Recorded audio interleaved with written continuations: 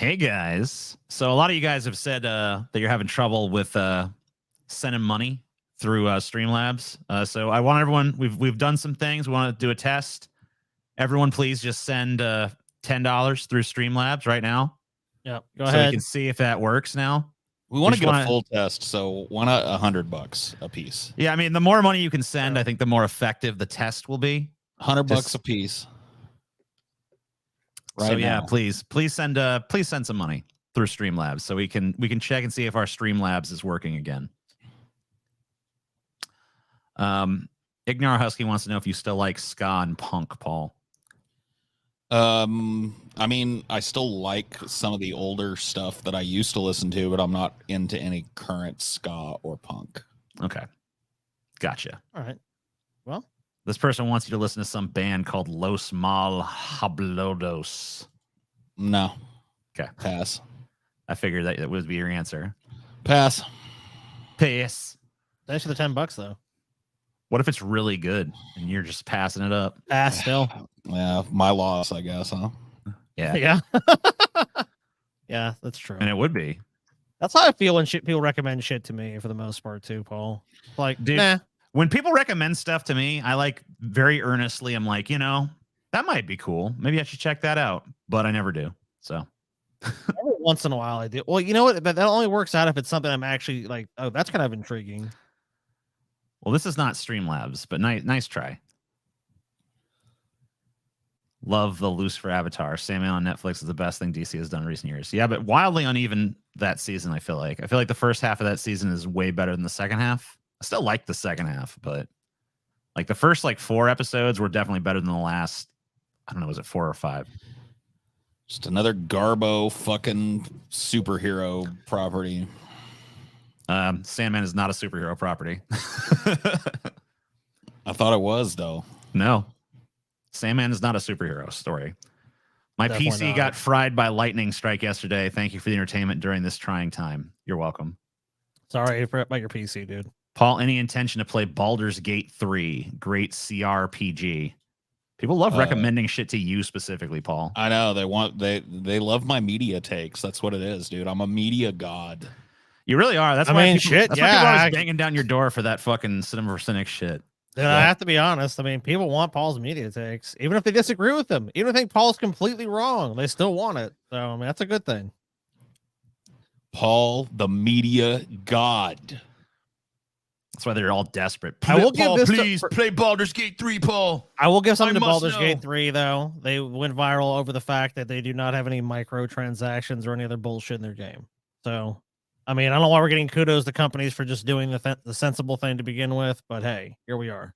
I'll give people a media recommendation, dude. I recently found like a metal band that I really like, and I usually am not a person that likes I don't know what to call it, Muppet metal, Grover metal, like I can't do it, but this band, The Anchor, has like a female singer. Listen to The Anchor Masterpiece and tell me that doesn't fucking get your blood flowing. The Anchor Masterpiece. I'll listen to that shit right now. Yeah, throw that shit on. And I'm at least gonna listen to it on my phone. I don't know if we can play it on here, but throw that shit on, man. I'm telling you. The Anchor Masterpiece. The Anchor Masterpiece. 1 month ago. Is that death metal? Yeah, I guess it's death metal. That's what people are saying. Let's see how this goes. This chick better rock. Damn. She's got a good metal scream. Yeah, I've been way more into metal lately, so I might actually check this out in my spare time. I'm telling you, dude, it's worth a fucking look. It's worth a look. Guys won't be able to watch the live show. Have a good show. Thanks. We missed a bigger one. We gotta read that one too. We did. Oh, okay. TJ, Scotty, Paul, if there was a new Star Trek movie featuring Morn as the lead with a third act monologue before the big bad gets defeated, who would you cast as the voice actor? I don't know if Paul's going to get that. Yeah, because Paul didn't watch enough DS9 for that. Morn was like this famously silent character that just hung out at Quark's bar but everyone always kind of referred to him as though he were like very like he was a blabbermouth that was always talking, but you never saw him talk. Also turned out to be quite a Machiavellian schemer as well. Yeah. Who would fuck, dude? Who would give Morn a good voice? Does someone have to calculate this into a goal? Yeah, probably. I mean, YouTube is going to translate it to dollars. Yeah, YouTube when they does do the that total. for us. So, I mean,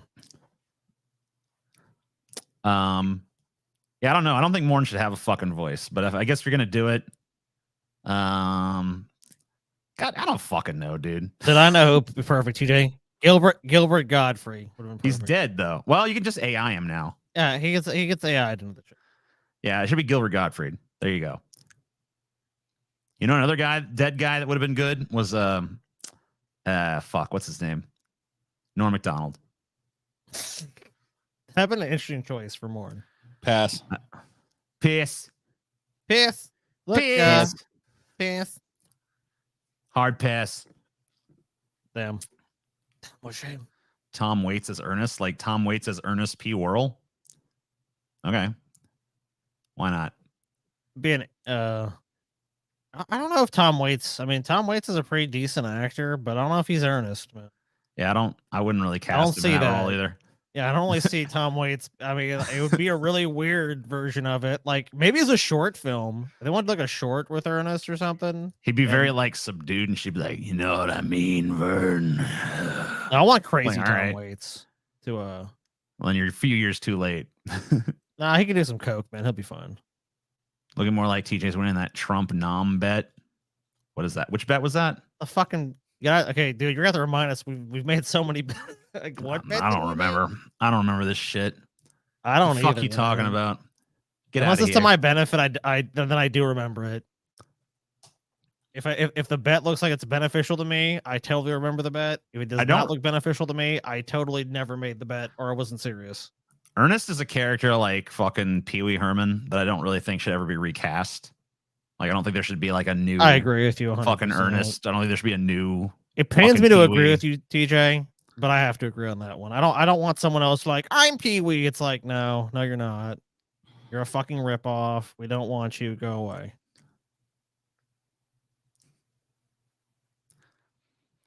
Whoa, we're getting all kind of money now. Money, money, money, money. Dinero. I like people like that who just don't fucking say anything with it. Saw you mentioned No, TJ did not bet that Trump would Furry win. art contest. No, okay. No, Timothy. on the Finch, last you're Onion wrong. Nuggets. That's still on the table. I mean, I said that no, TJ Who said knows? Ron Maybe. DeSantis would win the nomination, not Donald Trump. And I said Trump was going to win it. Bullshit. hey, if Paul gonna pass on it, the chat should at least check him out. Los Mal Hablados is lefty and anti-fascist as hell. Goes hard with brass and metal what? punk vibes. Because All this right. motherfucker didn't ask me. I say you pass on his fucking goddamn super chat, everybody. Don't listen to that band. And if you do, it's going to be a fucking monumental waste of your time. You guys Monumental. realize the incel gauntlet will kill you, right? Everyone become a patron to watch DFSF's soul be crushed. Yeah. Well, we won't get that unless we get 4,600. Well, we did get pretty goddamn close the last month to 4,600 patrons, but we didn't quite get there. So Yeah, this month could be the month. we were I- spared that 8-hour incel Yeah, gauntlet. it could be next month. I mean, I'm thinking it's in the next month or two. That's probably going to end up happening, which I'm not looking forward to. I feel like this furry gauntlet is definitely going to be some fucking agony, though. Not as bad as the fucking incel one, dude. You turned me off even more to that fucking band now that you say that they're all fucking political. Like it's very rare for a band to be able to be political and not be cringe to me. What are some political bands that aren't cringe to you? I mean, Rage Against the Machine comes to mind. Sure. Yeah, I feel you on that one. Do you think System of a Down is cringe? Nope. Fuck no. They're a you know, there's just a very like short list. Yeah, I feel like most bands that introduce politics kind of lose all semblance of like subtlety, and making the point becomes more important than making a good song. Hector Salamanca actor died. Oh, he was a good actor, Yep. but I don't really know much else about him. So he was good in that show. Bros, I got a carpet fursuit horror story you'll love for the gauntlet. Well, send it on in then. Yeah, that's the Send kind that of shit we on want. in. Yeah. So It send better it have on in. pictures though, because you gotta have pictures of that carpet fursuit. Because if you don't, I don't care to hear it. Scotty, I'll give Pictures you or it didn't happen. Thank look you. at a personal one. Now, Like, now I'm interested because see, now you've engaged. yeah, you got to listen to Toxic Holocaust, Scotty. Enjoy. I'll listen to one song just based on the name. Yeah. What's Scotty's favorite music lately? Scotty has no fucking music that he likes. He's just a piece of shit. Dude, when I get in a car, I just sit in silence, man. Yeah. Scotty listens to the sound of silence, but not the song. He just literally listens to the fucking sound of And silence. if I do decide to listen to that song, I listen to the original version. Paul, a few shows ago, you mentioned Man from Earth and said the ending was meh. I watched it and thought it was okay. I'm curious why you didn't like it. I mean, I don't know. It's just kind of like syrupy and sappy ending, I guess. I don't know. I was not a fan. Does Paul skank? Yeah. Skanking is the dance that people do to ska, and I do not skank. I've seen you skank. No, you haven't. Yes, Don't I have. fucking lie. Don't fucking lie to the people, TJ. I mean, oh, okay. You know Fair what? I decided that I'm gonna be nice to TJ this whole episode. I'm not gonna make fun of TJ.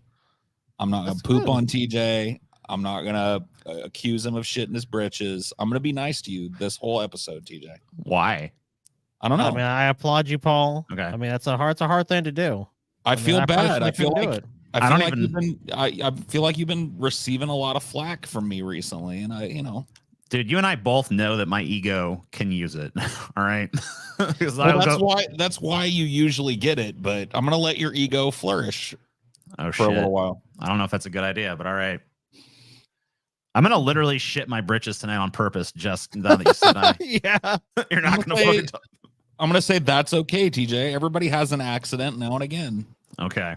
Gotcha. Only if you break out into like a kid's song where you explain it like that. I just shit my britches, but that's okay. All right.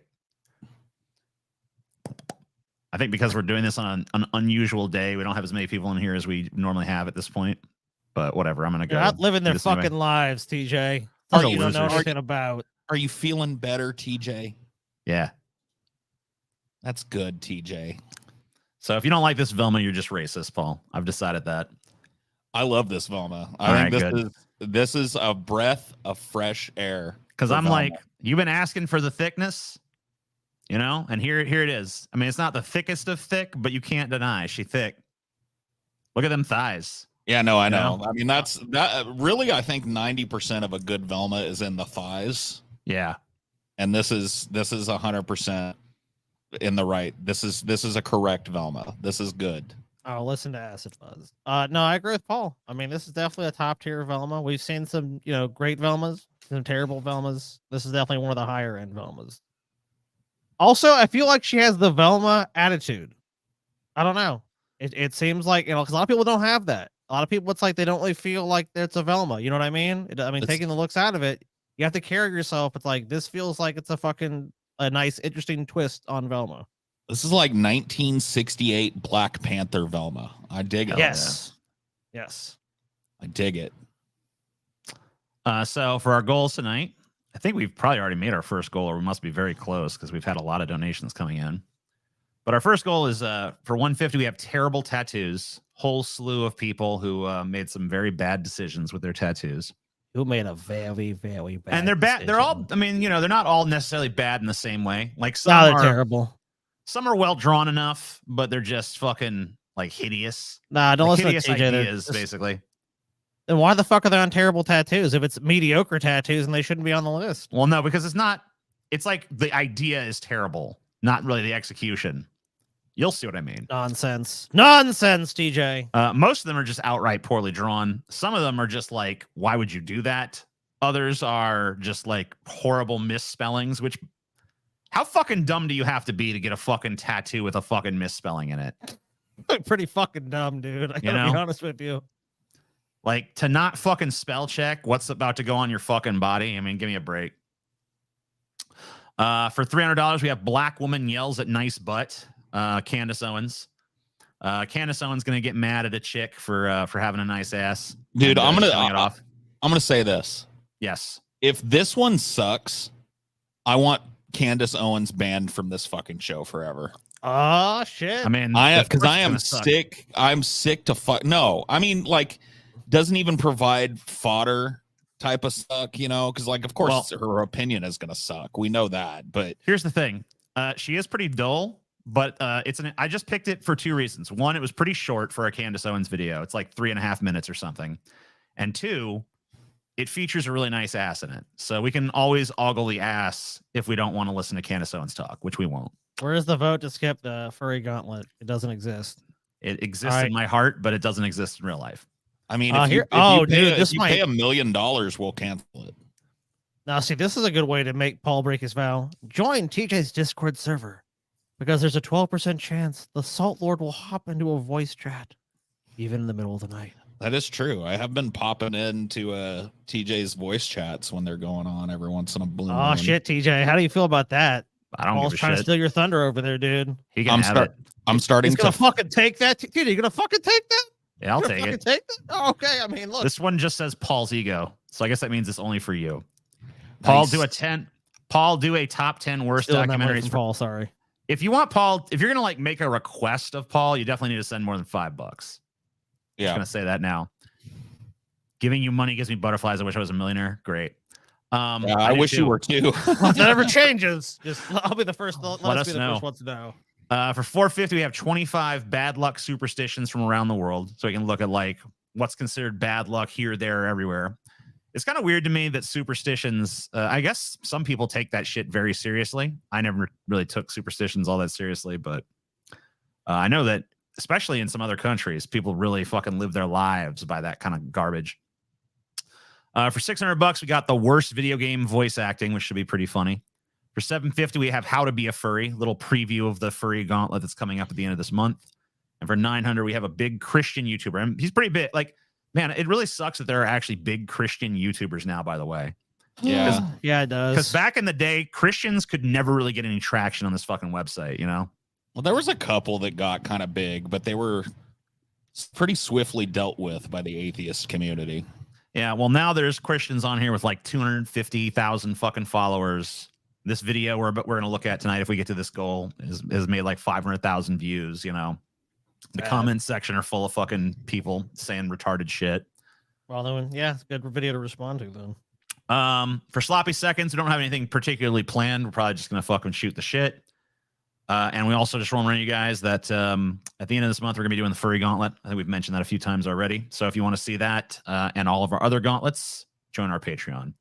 I also want to remind you guys that clips from these Onion Nuggets shows do not end up on this channel. They end up on our separate Onion Nuggets channel.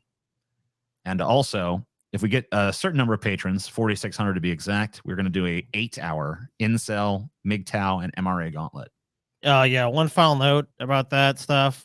The 5,000 Patreon goal is still in place for the Brett Keane stuff. Patreon removed goals from their website, essentially. So if you guys don't see it on there, it still is a goal. We just haven't hit the goal. Obviously. Yeah, but we got several goals between here and now. So well, people were asking about it because it was removed. Right, because it wasn't on there. Yeah, Patreon just doesn't do that feature anymore. So don't worry about that. But that's not our next goal. Our next goal is 8-hour incel, MGTOW, and MRA gauntlet.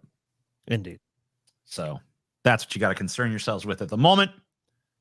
Anyway, now let's get on to the fucking news of the day, which we're going to start with some Rudy Giuliani stuff.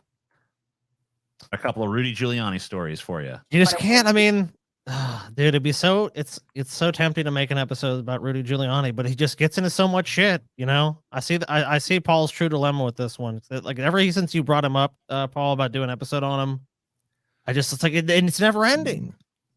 I know that he has to die, and even then, I'll give it a couple of months because who knows what kind of shit's going to come out at post-mortem on Giuliani. Oh God, there's going to be some dirt for sure. Like now, obviously, the real way to do it would be like you wait 10 years, then people start telling you the really crazy shit that he did.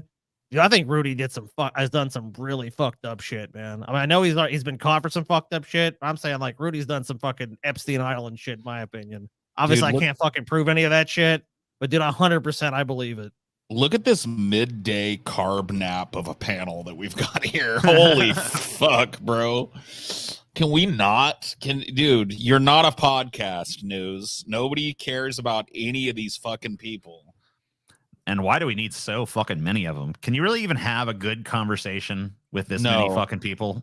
No, you cannot. I'm guessing. Hopefully, these people are just reporting from a bunch of different locations, as opposed to actually being like giving commentary. It looks like these 3 people are like they're more like in a studio, and these 4 guys. Well, I guess 2 of them, maybe 3, are like reporting some shit. Well, let's see. Some developing news, and Ken, this is probably your purview, related to one of those unnamed, unindicted co-conspirators in this indictment. The person named as co-conspirator 1, we can report now, appears to be Rudy Giuliani, the former president's former attorney, based on previous testimony, etc. For example, we identified. Oh man. Dude, this guy could just fucking ridden off into the sunset. Dude, if he would have been like a multimillionaire and just like been like lauded across America to the end of fucking time. He could have as just the mayor ridden- of New York Yeah. 3911. Hey, I mean, he was America's mayor. Could have Quote fucking unquote. toured the world on that shit for the rest of his fucking life, dude. Instead, he goes this way. I will say this is a more interesting way to go about his life, but God, he's a shit show. This from the indictment, that there is a discussion about a conversation that happened on December 1st when this person, again, Dude, co-conspirator. Rudy's blowing up too. Have you God, noticed? he is. Have you noticed lately? He's put on a good 80 pounds or so from the looks of it. Met with Arizona House Speaker, who at the time was You're right. He does. He's Look at him. somebody named Rusty Bowers. Every year, the transformation gets more and more pronounced. To He really Giuliani, looks like where dude, it he's said something morphing. like, or to the co-conspirator 1. We don't have the evidence, but we have lots of theories. This matches what Rusty Bowers, that Arizona House Speaker, said at the January 6th House Select Committee's public hearing. A Giuliani advisor is telling NBC News that the mayor has not been contacted by the special counsel's office, and he has no reason to believe that he will. So, Ken, let me go to you on this, and let me just explain. We are connecting some dots here because we don't know, right? The indictment doesn't say Rudy Giuliani, but it does attribute a quote to this person, number 1, a quote that we've heard in a previous public setting attributed to Giuliani himself. That is how we are making this connection. It is not surprising. It's Rudy. Come on. Yeah, it's Rudy, buddy. It's Rudy. I mean, you just said it. It's like they quote this person who said the exact same thing. The only person that said this was this guy. I mean, and dude, Rudy was the fucking one of the biggest proponents for Trump about the 2020 election shit. He was out there fucking filing lawsuits. I mean, holding press conferences in weird places. His hair was leaking and shit. The guy is a fucking strange motherfucker, but he was one of the biggest proponents of that 2020 election fraud shit. And how central Giuliani was to this plot, as we saw in the months after the election. No, it's not, Hallie. And just a little peek under the curtain for how we do our work. This is not, there's nothing magic about this. This happens all the time. Oh, really? Is that so? It's not magic? I thought the media was magic. Thank you. The Justice Department does not name unindicted persons in indictments, but it's often very obvious from other public records who they are. And all you do is compare the statements that have been made. And particularly, we have all this evidence in the January 6th committee. We're not going to tell you his name, but he looks like Nosferatu. And he said his hair leaks. And here's a bunch of other clues because we want you to know who it is. So we're going to be able to tell you fairly soon. He's often seen at a cheap diner tippling whiskey into his coffee at fucking 3 a.m. I'm America's mayor. Okay, buddy. Who all these people are, these unindicted co-conspirators. But, it's so interesting on so many levels. First of all, the decision to I feel like Rudy Giuliani is like on a planet where gravity is like 2 times more intense because it feels like he's being just like crushed into the planet. Like it's weird.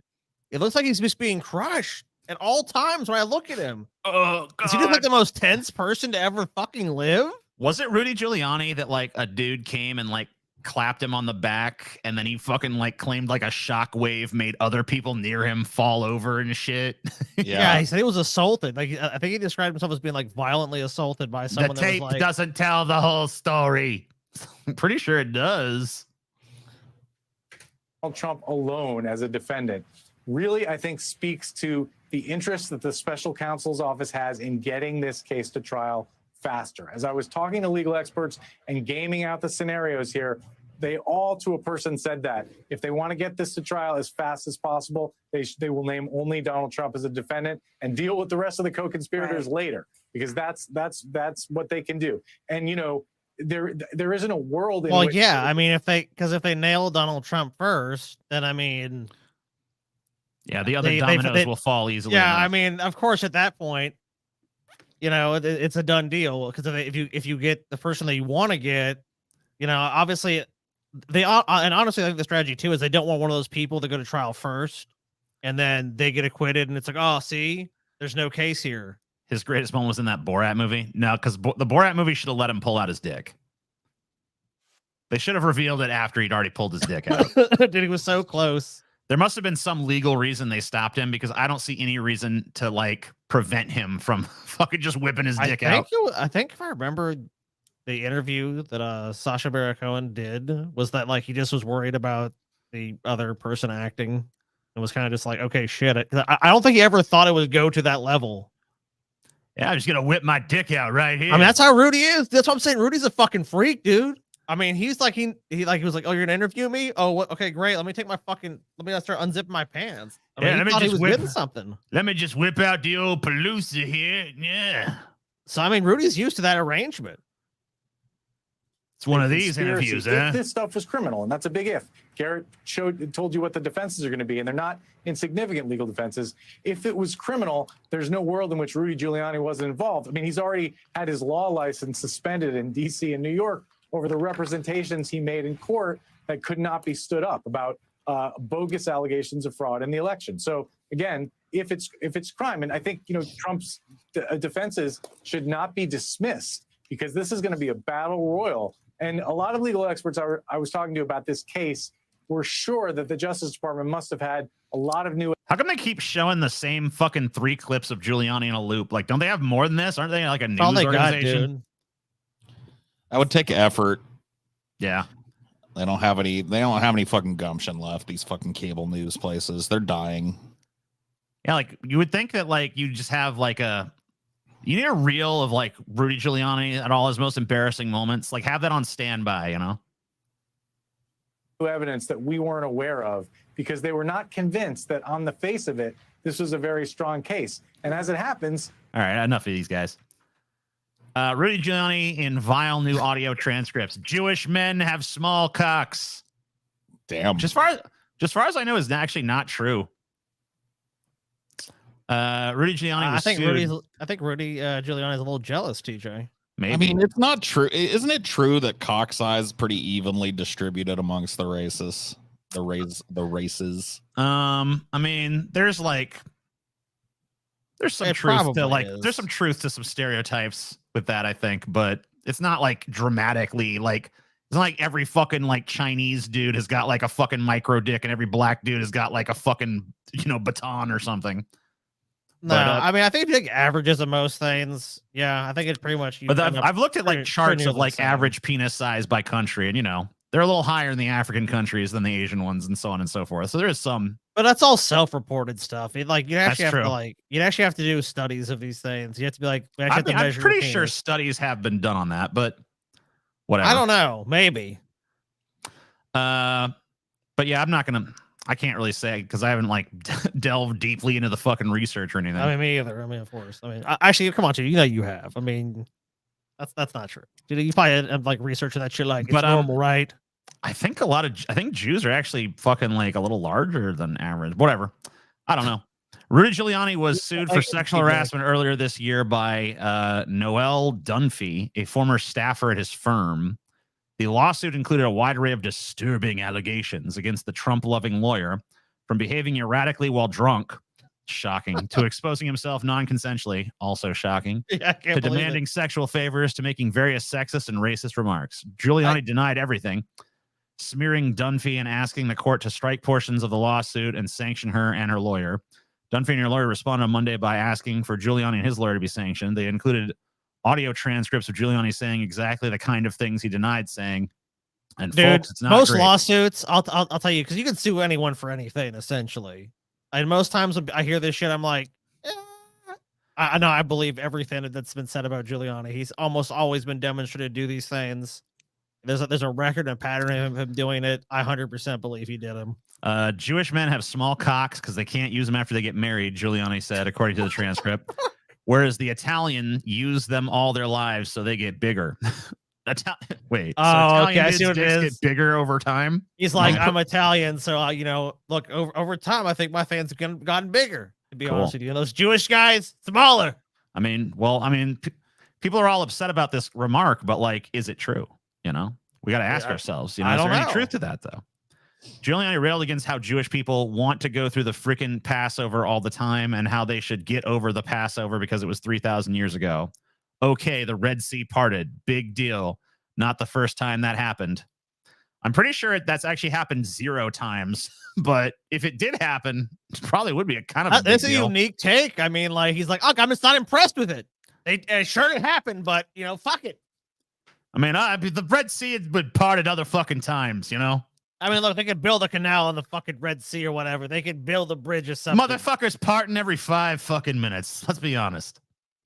Matt Damon is a fag. Giuliani replies. Matt Damon is also 5'2".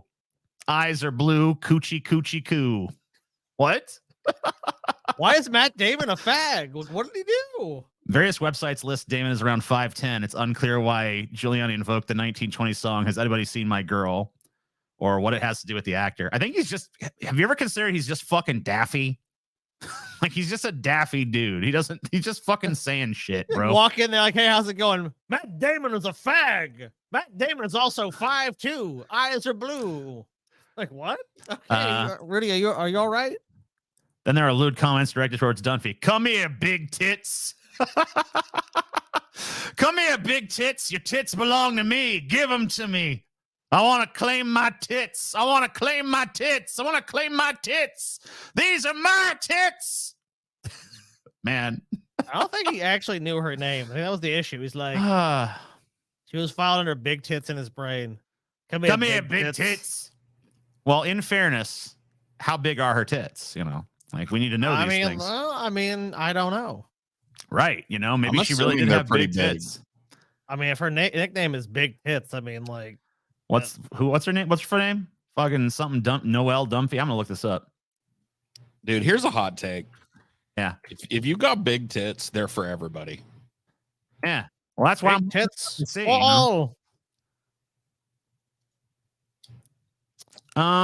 Rudy is demented. I mean, how dare you say Rudy is demented? They're not like sound mind. They're not like cartoonishly huge. They're pretty big. So, I don't know. I think it's fine. I think it's like, if she had been my assistant, I would have called her the same. Come here, big tits. I mean, I would have been more gentlemanly. I'd have been like, could you come into my office, large breasts? It'd be way more nice about it. Say your breasts are very large, which is why I would like you to come into my office now.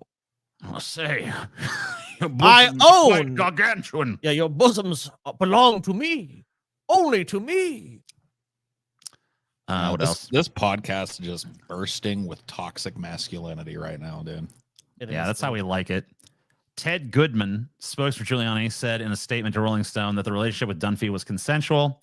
Questioned Dunphy's motivations in filing the lawsuit. It's disappointing to see some so-called journalists stoop so low with these smears and attacks against a man who's dedicated his life to serving others. Blah blah blah blah blah. What's her name? I gotta get a look at these warlocks. Noelle Dunphy. Noelle Dunphy. Okay, I'm gonna go and check that out.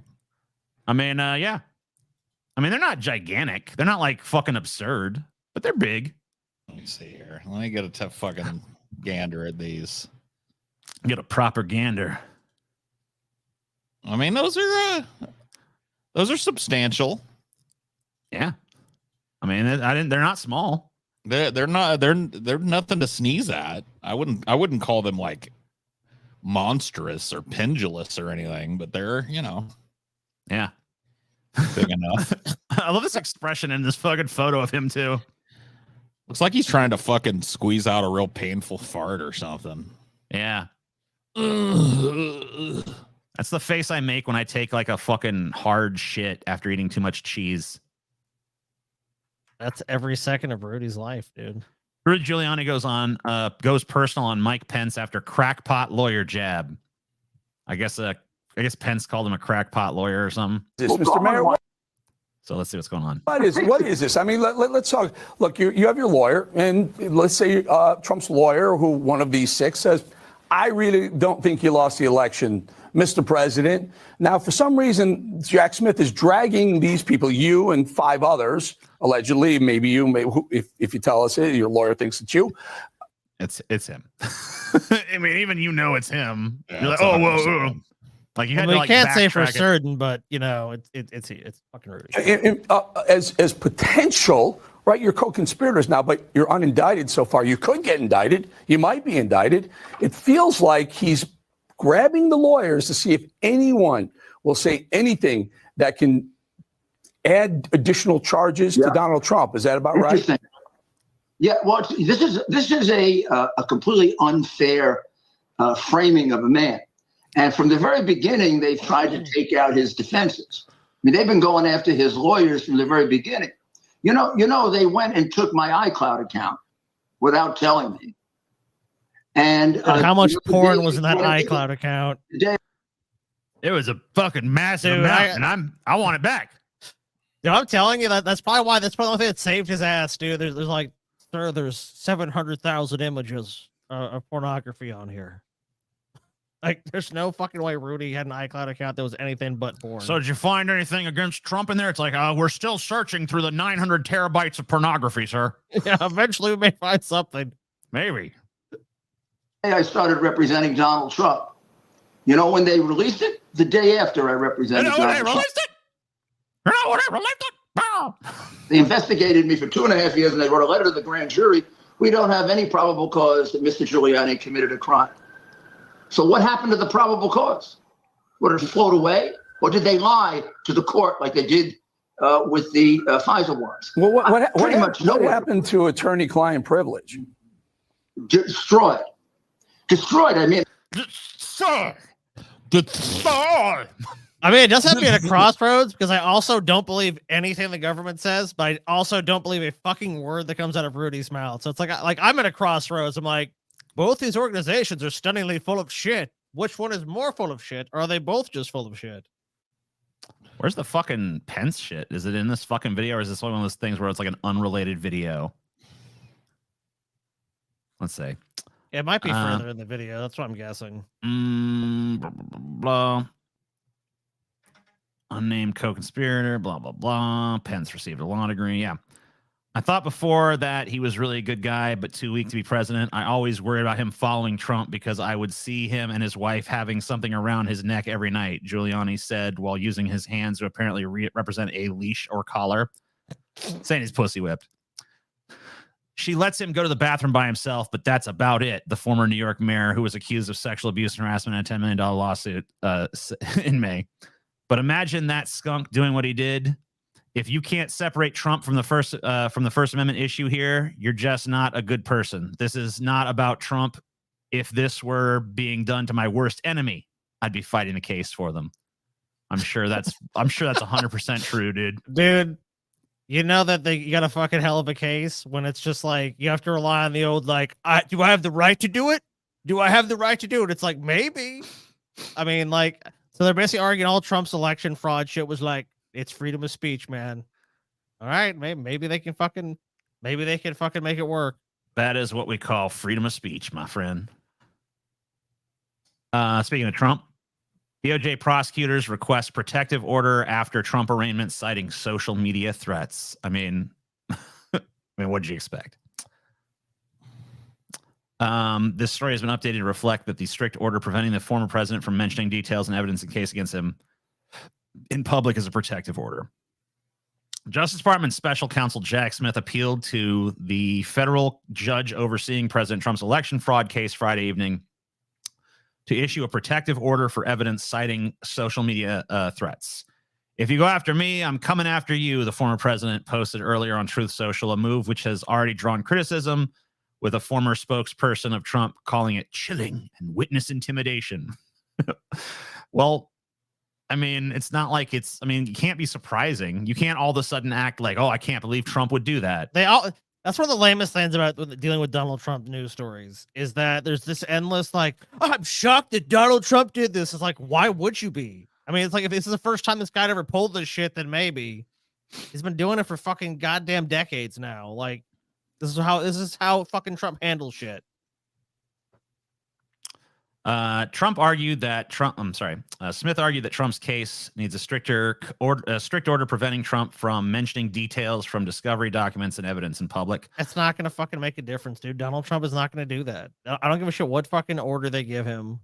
It's because in his mind, the only trial is the public trial. Well, at this point, if he doesn't abide by, because what he did here was violate the conditions of his release. So he was arraigned. And one of the conditions of his release was that he not engage in any witness intimidation or any reprisals against anybody bringing evidence against him. And the day after he agreed to that in open court, after being sworn in, he tweets out, "If you come after me, I'm coming after you," or whatever. So they could put him in fucking protective custody until trial. Like that could happen as a result of this. I don't know about this. I've never tried to make a dolphin screech. Yeah, I don't feel like going through that. I don't feel like going through the ordeal of trying, but thanks for the money. If a defendant were to I don't think that's at all incorrect what you said, Paul. I'm just saying that it's Donald Trump, and I think he kind of just knows that they're not going to put Donald Trump in jail until he's been convicted of something, even if that's what the plan is. The plan is like, so, you know, I mean, they'll probably censure him. They'll probably tell him not to do it, and he'll probably will abide by it to some degree. But Trump's always going to ride the line. It's always 100% going to be that. Here's an article about if Trump is convicted, Secret Service protection may be obstacle to imprisonment. Now, I raised this question before. You have raised this question before. That's why I was interested in this article. If convicted in any of the 3 criminal cases he's facing now, Donald Trump may be able to influence whether he goes to prison or what his stay there looks like under a law that allows former U.S. presidents to keep Secret Service protection for life, some current and former U.S. officials said. Presidents since 1965 have been afforded lifetime protection. Since then, only Richard M. Nixon has waived it as a cost-saving move for taxpayers 11 years after his resignation. But unless he follows Nixon's example, Trump could force politically and logistically complex questions over whether officials should detail agents to protect a former U.S. American president behind bars, leave it to prison authorities to keep him safe, or secure him under some type of home confinement, former U.S. officials said. Could Trump face prison? Theoretically, yes, and practically no, said Chuck Rosenberg, a former top federal prosecutor and counsel to then FBI Director James M. Comey. Rosenberg served briefly as head of the Drug Enforcement Administration in the Trump administration and notably said the president had condoned police misconduct in remarking to officers in Long Island that they need not protect suspects' heads when loading them into police vehicles. Any federal district judge ought to understand it raises enormous and unprecedented logistical issues, Rosenberg said, of the prospect that Trump could be incarcerated. Probation, fines, community service, and home confinement are all alternatives. Trump is now facing 3 separate criminal cases and the prospect of at least one or more on the horizon. He has pending March trial date in a New York state fraud case. He was charged by special counsel Jack Smith in federal court in Florida over the handling of classified documents that were taken from his Mar-a-Lago home after he left the White House. In federal court in D.C., Smith's team alleges that Trump conspired to subvert the 2020 election result. He could soon be charged in Georgia on similar allegations. The charges Trump faces technically come with the possibility of decades in prison, though pleas and verdicts and possible punishments are very far off. I mean, there's a good chance Trump won't live long enough to see sentencing on any of those. Also, if he not to mention, look, any case of them is probably going to wind up in some Supreme Court fucking case. Let's just be honest. And then even if after all that legal wrangling, like they were able to convict Trump, they're saying in all practicality, he probably won't ever fucking see a federal prison. He'll get some alternative. And if he was to see prison, the next time there was a Republican in the White House, they'll just fucking pardon Trump. So, I mean, that's the worst case scenario for Trump, is that he might potentially have home confinement for some period of time. Home confinement for some period of time. Yeah, he lives in Mar-a-Lago. Yeah, that's fucking what a punishment for Donald Trump, dude. It's hell here. Yeah, but there's like obviously tons of logistical issues that presents. I mean, it's kind of hard to even say, like, if you wanted to forcibly arrest Trump, would the Secret Service have like a duty to protect? Like if Trump didn't, like Trump has only ever been arrested because he's like turned himself in. But like if he didn't want to go, like would the Secret Service have to defend him in that instance, or how would that even work? I mean, probably not. No, if it was legitimate, they probably would be there at that point. They would have to facilitate him being arrested. So DeSantis's biggest donor says he won't give any more money to DeSantis unless changes are made. Hotel entrepreneur Robert Bigelow, male gigolo, the biggest individual donor to a group of, supporting Ron DeSantis' presidential bid, told Reuters on Friday he will not donate more money unless the Florida governor attracts new major donors and adopts a more moderate approach. The comments by Bigelow, who gave $20 million to the pro-DeSantis Never Back Down super PAC in March, underscore donor concerns about the Florida governor's struggling campaign, which has been unable to make a dent in former President Donald Trump's huge lead for the 2024 Republican nomination. He does need to shift to get moderates. He'll lose if he doesn't. Extremism isn't going to get you elected. Well, this guy's finger is off the fucking pulse because in the Republican Party, it sure the fuck will. That's why Donald Trump is still the fucking lead. I mean, you're supposed to, if you're a Republican, you're not supposed to do your little run to the center until after you get the nomination. That's traditionally Republicans have run way to the right to get the nomination and then run to the center to win the general. That's like the typical Republican MO prior to Trump. So this idea that you need to go moderate now, I mean, Trump's not going moderate and he's fucking kicking DeSantis's ass, right? So this idea that like, oh, the reason he's not fucking making the splash we want him to is because he's too fucking extreme. I don't think that's it. I think it's these motherfuckers still love Trump. And Trump seems way more authentic than fucking DeSantis, who seems like a politician. I rarely catch a live show. I want to thank you guys for getting me through my road trip through Texas last week. Yeah, well, that's a fucking slog of a drive for sure. Bigelow, the founder of the Las Vegas-based Bigelow Aerospace, said he wasn't looking for an exact figure, but it's going to be a lot. In a statement to Reuters, a spokesman for the DeSantis campaign, Brian Griffin, what? The dog from Family Guy, said they were grateful to supporters and donors who gave them the capacity to compete for the long haul without addressing Bigelow directly. Bigelow's comments will likely stoke perceptions that DeSantis, once a donor darling expected to put up a real fight against Trump, is on a downward spiral as his right-wing social policies and wooden personality fail to excite voters. Yeah, I think DeSantis would be doing a lot better if Trump didn't exist, but now I'm trying to find, there's a fucking video of Ron DeSantis like talking to some people, and dude, he is a fucking awkward motherfucker, dude. Is this it? Let's see. I saw him on a Fox News interview once where he was like basically crying. What? Yeah, he didn't cry, but he kind of looked like he was going to cry because like the Fox News host was like, it just seems like you're not really resonating with the voters, you know, just like you're not moving that needle. He just looks so fucking sad. Get Kyle Kalinske as a guest. Curious to see him and Paul discuss voting matters. I think Kyle is the opposite camp to Paul. Yeah, I could ask him to come on here for sure. I don't know how long it's been since our Dylan Burns thing, but I went on Kyle's show and it didn't seem like we disagreed. We talked about voting and my views on the Democrats and shit. And he, you know, there might have been some points of contention, but it seemed like we were pretty much on the same page.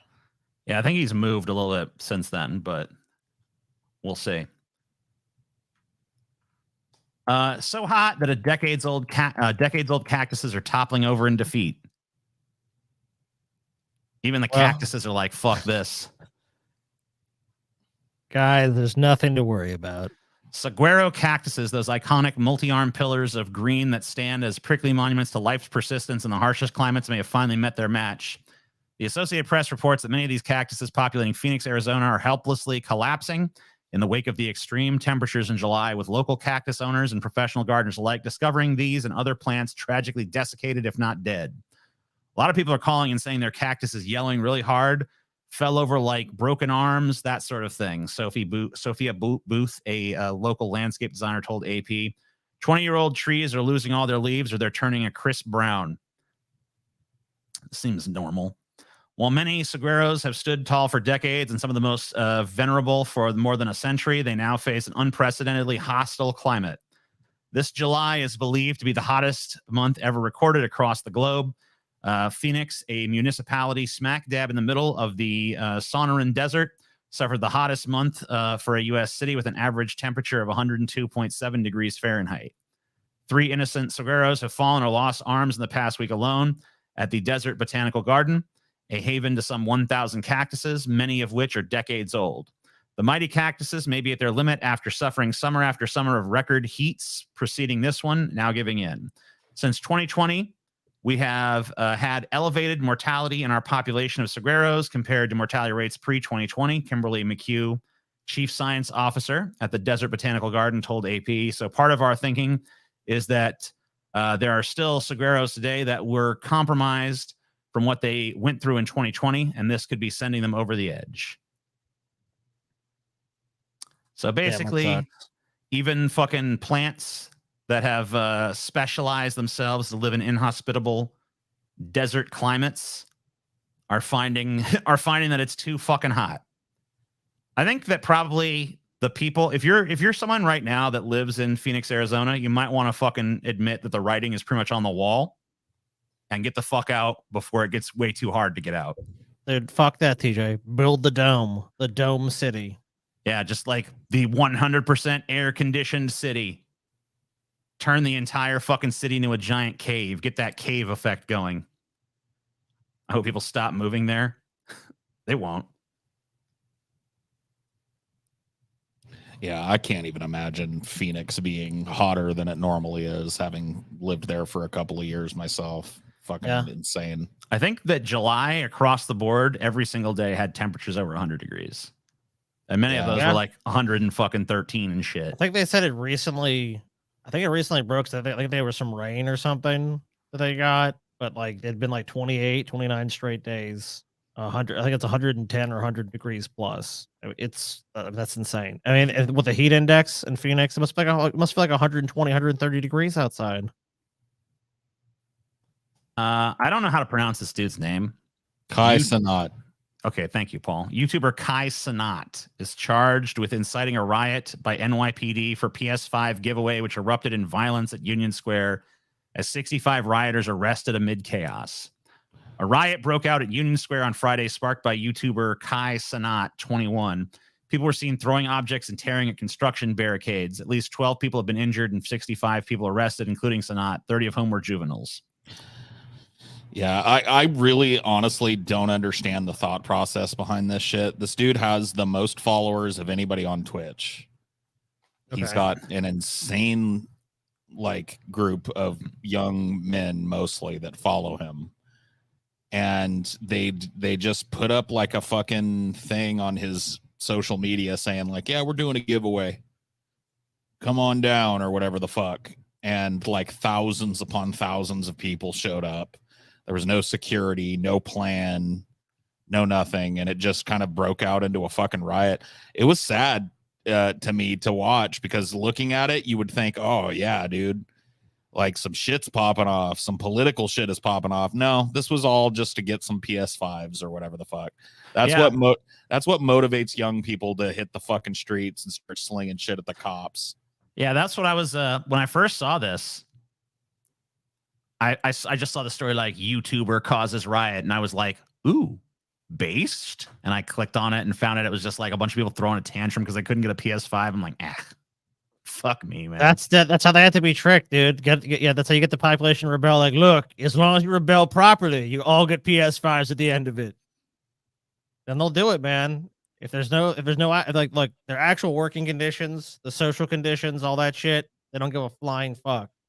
But the PS5 conditions, they do seem to care about. YouTube and Twitch personality Kai Sanat is in police custody after a riot broke out in New York's Union Square during an unlicensed scheduled giveaway of PS5s. The NYPD arrested 65 people, 30 of whom were juveniles, during the Friday afternoon chaos in Manhattan. Police have said that the influencer will be charged with multiple criminal offenses, including at least 2 counts of inciting a riot and unlawful assembly. Shocking photos and videos show thousands of people gathering, with some fighting and others throwing fire extinguishers at each other in downtown Manhattan. At least 12 people have been injured. Police told dailymail.com, and multiple NYPD officers were on the scene trying to disperse the crowd as of 5 p.m. The NYPD has warned of mass transit disruptions and traffic delays. They estimate about 2,000 people showed up for the giveaway, and Mayor Eric Adams condemned the violence, warning his own son to stay clear. Sanat, who is one of the most popular streamers on Twitch, has 5.5 million followers on Instagram, had announced a giveaway on the platform with fellow streamer Phantom, scheduled for 4 p.m. Dude, let's have 2,000 people show up with no plan. Oh man, what a nightmare! People kicking shit. Yeah, because 2,000 people showed up.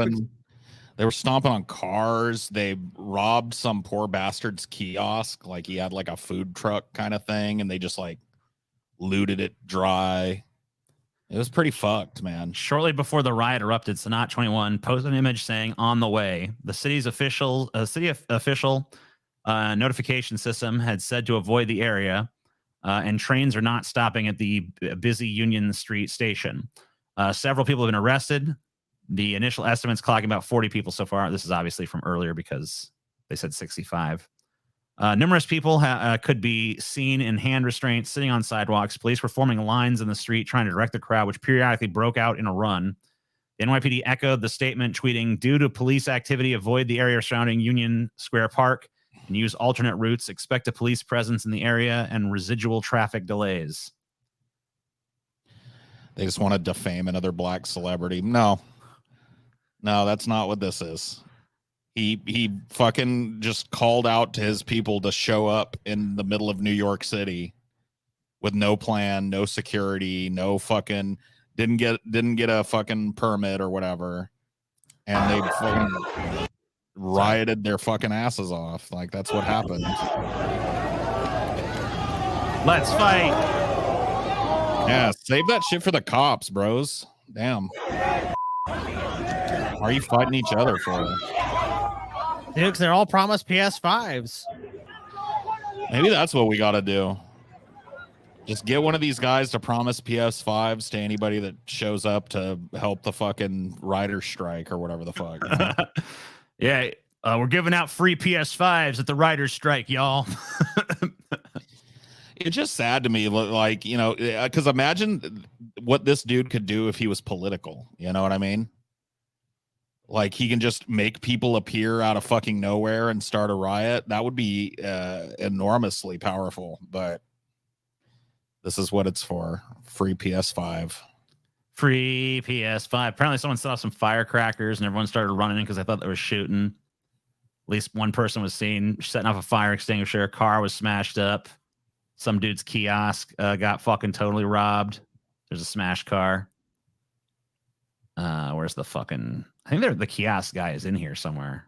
Yeah, I saw a video of it somewhere else where the poor guy's like just covering his head and people are just like pushing him around and shit and stealing shit out of his little kiosk. Take your fucking shit.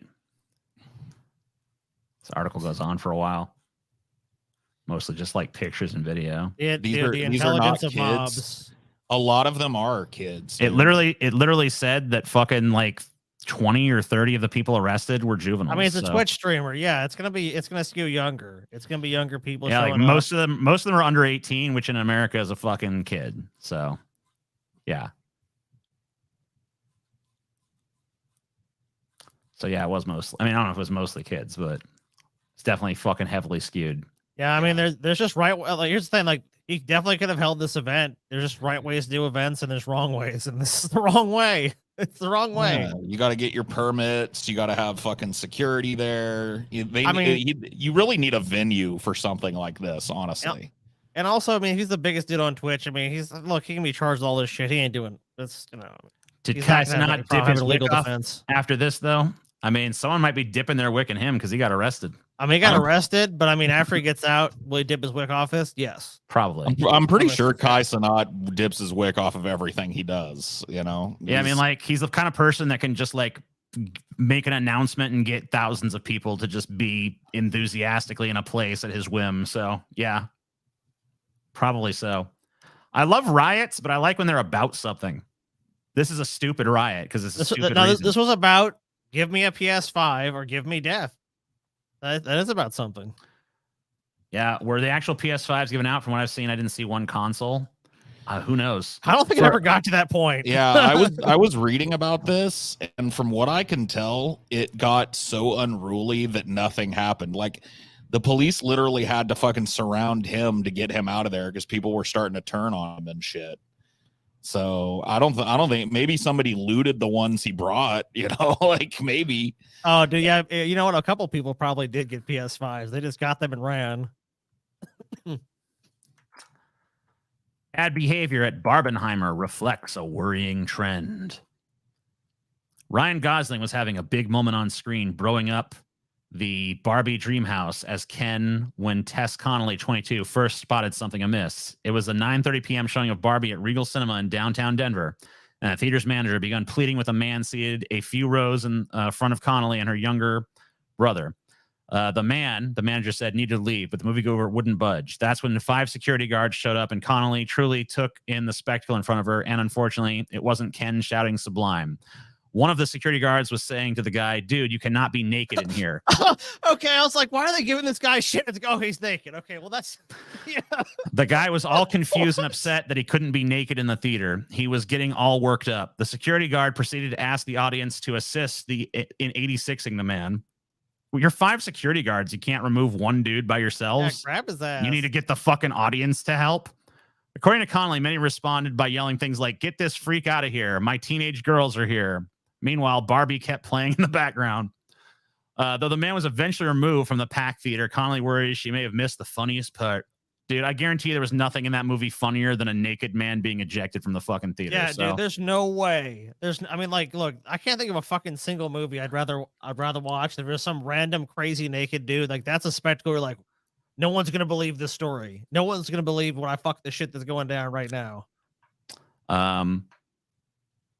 It was the moment we were all going to start dying laughing, and the security guard was totally ruining our moment, like being like, everybody start yelling. And we were like, no, we're trying to watch the movie, Connolly said. What a fucking dipshit. And then the movie's like, come on, audience, rise up. Rise up against this guy. Like, you're the security guard, motherfucker. You're paid to get rid of this fuck. They can't pause the movie? Yeah, that's true. Barbenheimer, the twin. I mean, I know that like I've been in movies where something went wrong and they fucking just like run it back. So yeah, they can pause movies. I mean, like most of that shit's they probably just don't so. want to. They probably just don't want to do it. That's honestly what's happening. The theater chain is making a decision like, even if there's an interruption, just keep showing the movie.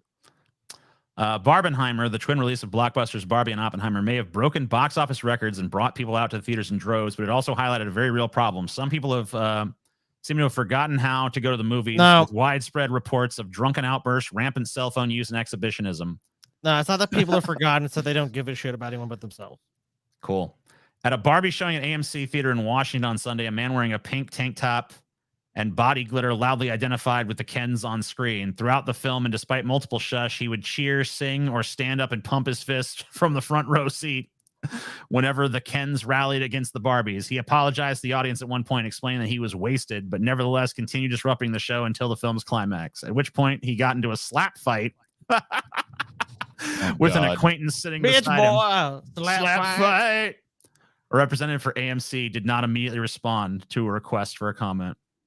Online stories of unruly or otherwise disrespectful guests at screenings over the past few weeks have gone viral.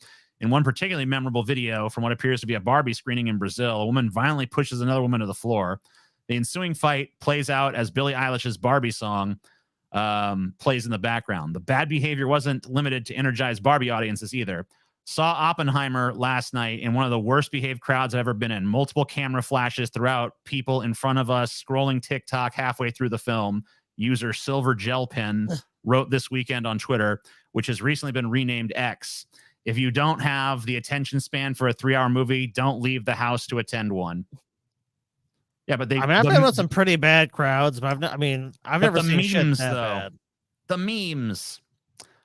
Others soon chimed in with their own experiences. Loud talking, disruptive entering and exiting of the theater, bursts of laughter at inappropriate moments, and videos taken with flash of scenes with the potential for TikTok virality. Can we just all right, here's the solution. All right. Anybody with more than 1,000 followers on TikTok should be executed, and anyone who's even on TikTok should be fucking sentenced to 10 years in jail. And I know we have our own TikTok account. We'll delete it before the law goes into effect. So there you go. Okay, cool. Because TikTok is ruining our society. I know it's old man yells at cloud, but like, come on, how much more evidence do you need? The mayhem isn't limited to movie theaters. The past year has been disturbing trends, blah, blah, blah. Who cares? I mean, I think that has some validity, that last part that you skipped over. I think that this is like a barometer. I think this is like a barometer of like the social compact kind of breaking down. It's just another one of those like kind of symptoms of the collapse.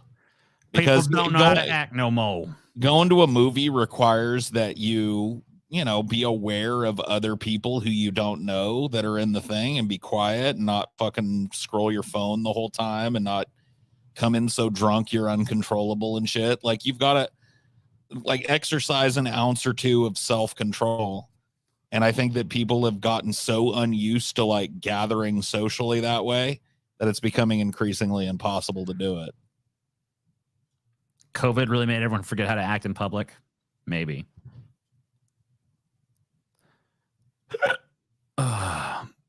Lizzo record sales, streaming, airplay collapse in one day after harassment scandal breaks wide. Career crisis. It's been about 48 hours since news of pop star Lizzo's scandals broke wide. She was sued by former dancers for misconduct and harassment.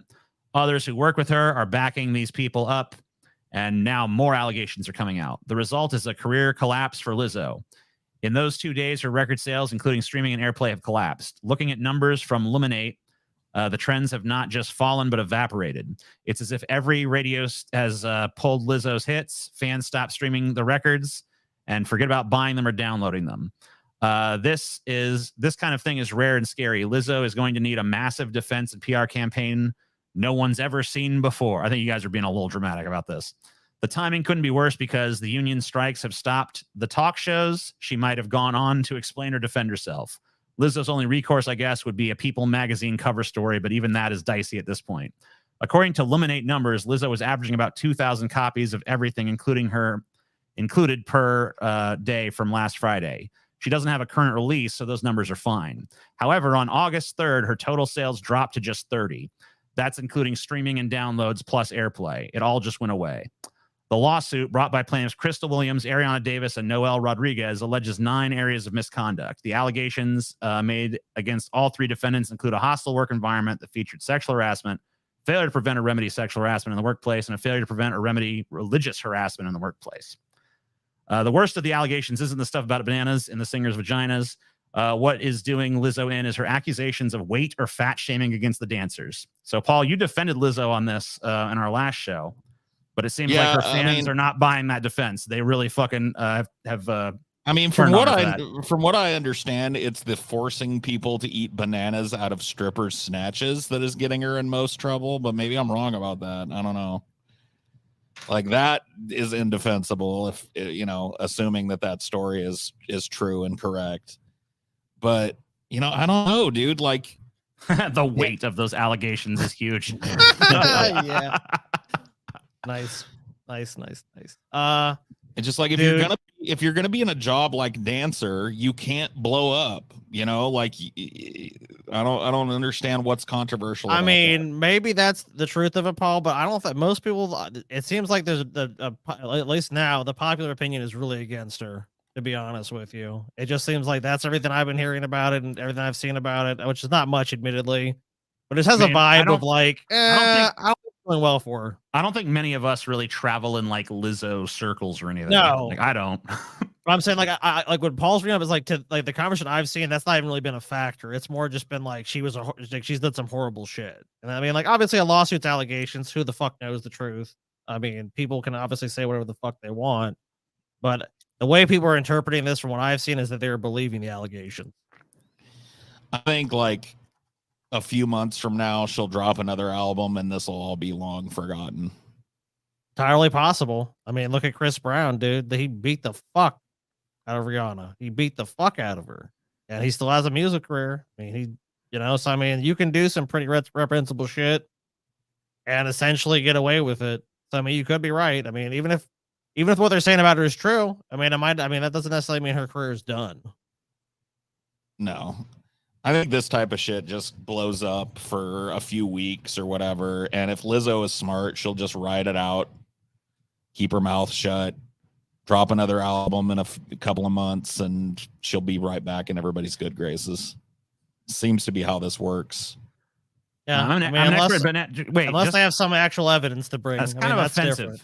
It's kind of offensive to say that I am an expert of bananas and asses. These bananas were in vaginas. So I don't necessarily, just because someone knows about asses and bananas and asses does not mean they know about asses and vaginas. Or sorry, bananas and vaginas. We tried to get TJ went to Europe to go to her banana bar, TJ. Right. Well, that's one thing you do. That's exactly that's exactly where she was when it happened. I'm pretty sure it was banana bar. It was banana bar? Yeah. So like what you and Ben tried to do to me is what she's gotten canceled for. So oh shit, dude. Yeah. Okay, I guess I'm on Lizzo's side then, dude. Yeah, you guys tried to make me go to banana bar and you never went though. But yet, in fairness to us, you never went. It was only because the fucking crowd of locals thought it was lame and did not support you guys. They're like, we don't want to go to that shit. No, there wasn't. They didn't think it was lame. They're a bunch of cheap ass fucking Ferengi Dutch people, and they're like, how much? No, too much. I think they thought it was lame, but yeah, you're also probably no. They were cheap asses. They were down to go. Just know it's like tourist shit, and they don't want to go do tourist shit. Fuck in their own them, city. dude. If they're when they go be tourists in other countries, they're not avoiding tourist shit. I'll be a tourist in their fucking country. They don't like it. Stop fucking whining. Stop whining, bitch. This is a Breitbart story, so obviously pretty right-wing bent to it, but we can take that for what it is. Farage tells Breitbart we are on the verge of banks running word checks on customers' social media. So this is gonna be the latest thing. You're not gonna be able to get a bank account because you said some bad stuff on social media, according to Nigel Farage or whatever. Banks are working with credit agencies to roll out word checks of social media accounts to assess how worthy of banking facilities members of the public are. Brexit's Nigel Farage. I think this guy's just trying to fucking distract from how fucking bad Brexit failed and sucked. Having a bank account is essential to exist in the modern Western world, and yet, you know what? All this, I don't buy this, because all that would happen is someone would come along and fucking start like asshole racist bank or whatever the fuck. I'm vaguely aware of this guy, but I remember reading an article about him at some point, maybe a few months ago or a month ago, that they closed one of his bank accounts or something. I think that's why he's saying it. So he's just trying to fucking get people to hate the banks or whatever, which they already do. So it's like, not that fucking hard to do. Yeah, not difficult. Like, hey, these giant financial institutions that fuck you over suck, and people are gonna go, yeah, okay, I agree. I don't believe it.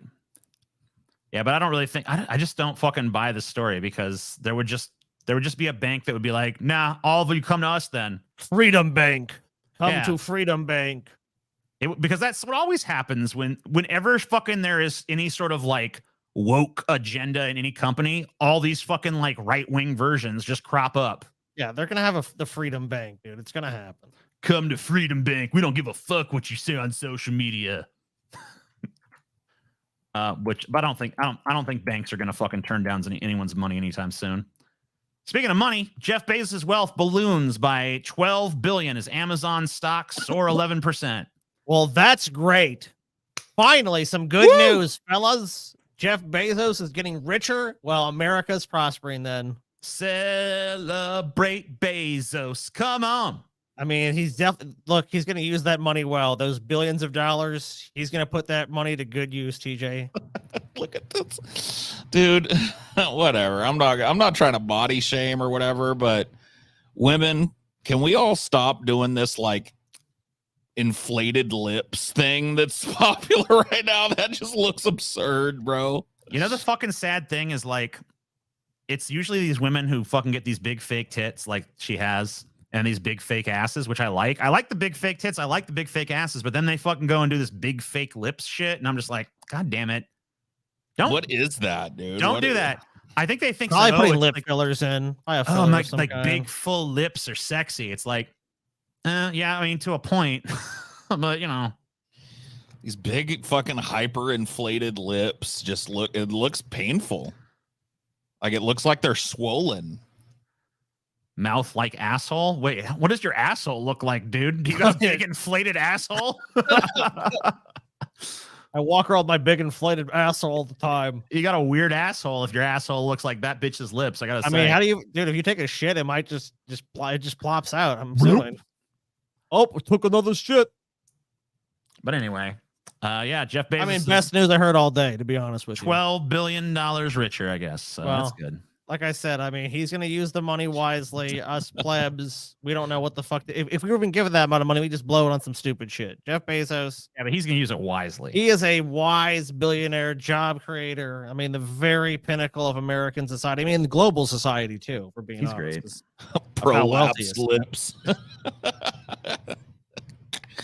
I don't know. It just fucking makes me giggle every time I see one of these fucking blow up doll lips things going on. It's just so fucking lame looking. Stop this, women. Well, he was married for a while, then he got divorced, and then he's like, he you know what direction he went in, Paul? He's like, I mean, from what I can look at, he went straight up, just found him a stripper. Yeah, I have no idea if she's a stripper, but I mean, she might as well be. God bless.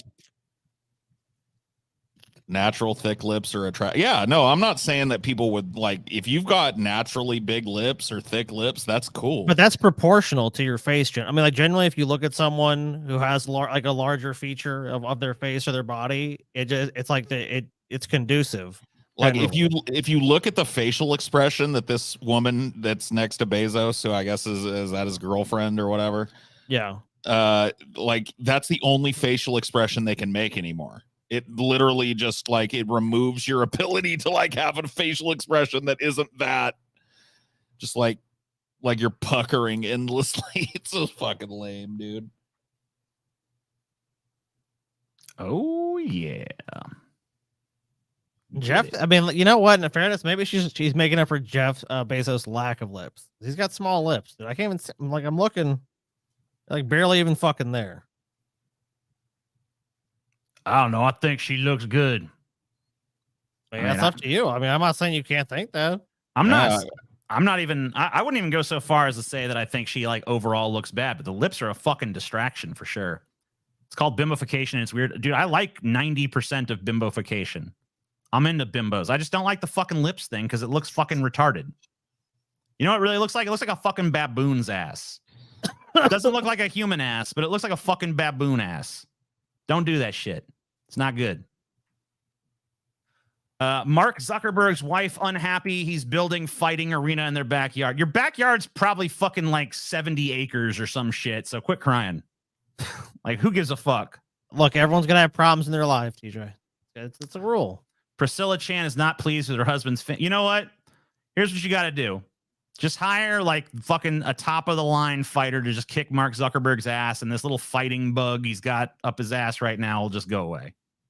You know, he's only interested in it because he's fighting against other dudes that are like on his level, where it seems like a fun challenge. Just fucking get some dude that's way beyond him to beat his ass, and he won't want to fight anymore. All right, it's gonna be fine. In Instagram stories, Zuckerberg let his more than 12 million followers in on a slice of his marriage when he posted a WhatsApp screenshot of an exchange between him and Chan about the new addition to their home. Did you see the octagon I put in the backyard? The unassuming husband and owner of both Instagram and WhatsApp asked Chan, to which she said, yes, I saw it. Instead of asking her what she thinks, Zuckerberg told his wife that the octagon ring looks awesome, and she hit him with a one-word first name reply, Mark. Yeah, that's never good. But you know what? He's the fucking billionaire. As long as our fucking society allows billionaires to exist, he can put a fucking octagon in his backyard. And just have him buy you a house that's all your own, and you can do whatever you want with it. Yeah, I want my own house with my own backyard, Mark. That's what I need. Like he couldn't do that in a second. Come on. She's gonna take half his money. Yeah, but not quite yet. Florida effectively bans AP psychology course over LGBTQ content, college board says. The state's decision to restrict AP psychology comes several months after its decision to block AP African American Studies courses. Florida effectively banned advanced placement psychology classes in the state due to the course's content on sexual orientation and gender identity, the College Board said Thursday. The state's Department of Education informed the College Board that its AP psychology class is in violation of state law, the higher education nonprofit said in a statement. Florida's Parental Rights in Education Act, or what critics have dubbed the Don't Say Gay law, restrict the instruction of sexual orientation and gender identity in the state's classrooms. The state's ban of this content removes choice from parents and students, the College Board said in a statement. Coming just days from the start of school, it derails the college readiness and affordability plans of tens of thousands of Florida students currently registered for AP Psychology, one of the most popular AP classes in the state. The state's move to restrict the AP Psychology course comes several months after its decision to block AP African American Studies courses was widely condemned by academics and civil rights activists. The College Board added, I mean, is this just more General Sherman shit right here? Is it just more like we needed to finish Reconstruction shit? I think these institutions should just do it. I mean, if you really want to show how fucking far overboard the state has gone, then start teaching the course. What are they going to do? They're going to send in the police and arrest the teachers and the administration and everyone? I mean, come on. If you have a degree from Florida, you don't have a degree. I mean, it's getting to that point. It's getting to the point where a fucking degree that comes out of the state is pretty much worthless. An education you get in the state is pretty much worthless. To answer your question, TJ, yes, this is more Reconstruction Part 2 needs to happen. Shit, like education across the country should be as standardized as possible. We shouldn't have different states deciding that people in that state can't learn this because reasons. Not even good reasons. Yeah, not even sensible reasons. Like fuck that. That it just needs there needs to be a federal takeover of these southern states, and Reconstruction needs to begin, and that's all there is to it. Let them go. Let the South form Jesus land. Set them free. No. I mean, I've advocated for that in the past, but the more I think about it, no, they don't get to just fucking become some fucking herpes sore on the nutsack of America. Just send in the fucking federal troops. You don't see, like, you're giving up. You're giving up if you just say, oh, you let them go and isolate them or whatever the fuck. No, fuck that. They will be brought up. They will be brought up to normal human standards, and everybody in those states will be better for it. Yeah. Not that if you did that, the South would eventually it would try to invade the United States at some point. You just know it would. That's not a good plan. Texas man ticketed for feeding the homeless outside Houston library is found not guilty. I mean, did he feed the homeless people though? Yes. I mean, a man has been found not guilty of breaking a law against feeding homeless people outside a public library in Houston, concluding the first trial to be held after dozens of tickets were issued against volunteers for the group Food Not Bombs. I'm glad these cops had nothing better to do with their time. Friday's verdict in the sprawling Texas city is the latest flashpoint in the debate in many American cities over whether feeding the homeless is an act of charity or a crime. It's not. No, that's not a debate. Burn it's this a charitable act. fucking ground, not a dude. fucking crime. That's retarded. Oh God, how is that a debate we're having? I mean, like, why are we having that? Even having that debate? Don't we have more fucking homeless people in America? I mean, I'm not sure in the history of our country, but like in a long time. And we're debating whether or not feeding them is okay or not, or people should be criminalized. It's absurd. The law that the city has passed is absurd. It criminalizes the Samaritan for giving. Lawyer Paul Kobosh, who represented volunteer Phil Pacone, told KPRC2 after last week's verdict, the city of Houston said it will continue to vigorously pursue violations of its ordinance related to feeding the homeless, according to a statement released to the news outlets. It's so illogical. It's so illogical. It's like, oh, if we don't do this, there'll be less homeless people.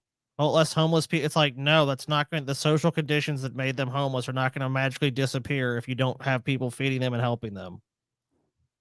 I mean, like, I don't know how anyone can even make that. Like, these people are probably supposedly Christians make a moral argument in favor of fuck these people, and anyone that helps them should also be criminalized. They can be, though, Blaze. They can be. Like, there's historical precedent for this. Like, if the South could not be modernized, there would still be whites only fucking federal colleges and public schools and shit in the South. Drinking fountains. Yep. Drinking fountains would still be separate. Bathrooms would still be separate. Like, all of those things were done at the point of a federal gun. So these motherfuckers can be brought along. It's just a matter of the political will to get it done. Will some of them fucking rebel? Yeah. And I think that's good. Like, get them out there, get them taken care of. And then the rest of them that don't have the fucking balls to do anything will be slowly but surely leash led to normal humanity. It's already been done. Paul, it won't be difficult, Paul. I mean, there'll definitely be some people do some crazy shit. But for the most part, most people in the South are just going to be like, whatever. Damn, the Mega Millions jackpot is 1.55 billion. That's crazy. That's a lot of fucking money.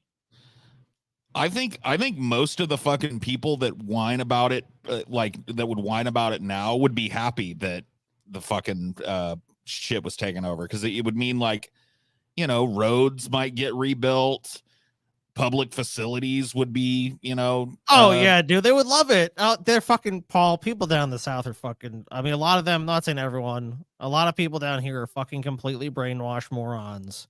They think anything like the government doing anything for them is bad. It's like, well, that's how the government. It's like, yeah, but the government has been made inefficient and ineffectual on purpose, so you guys feel that way.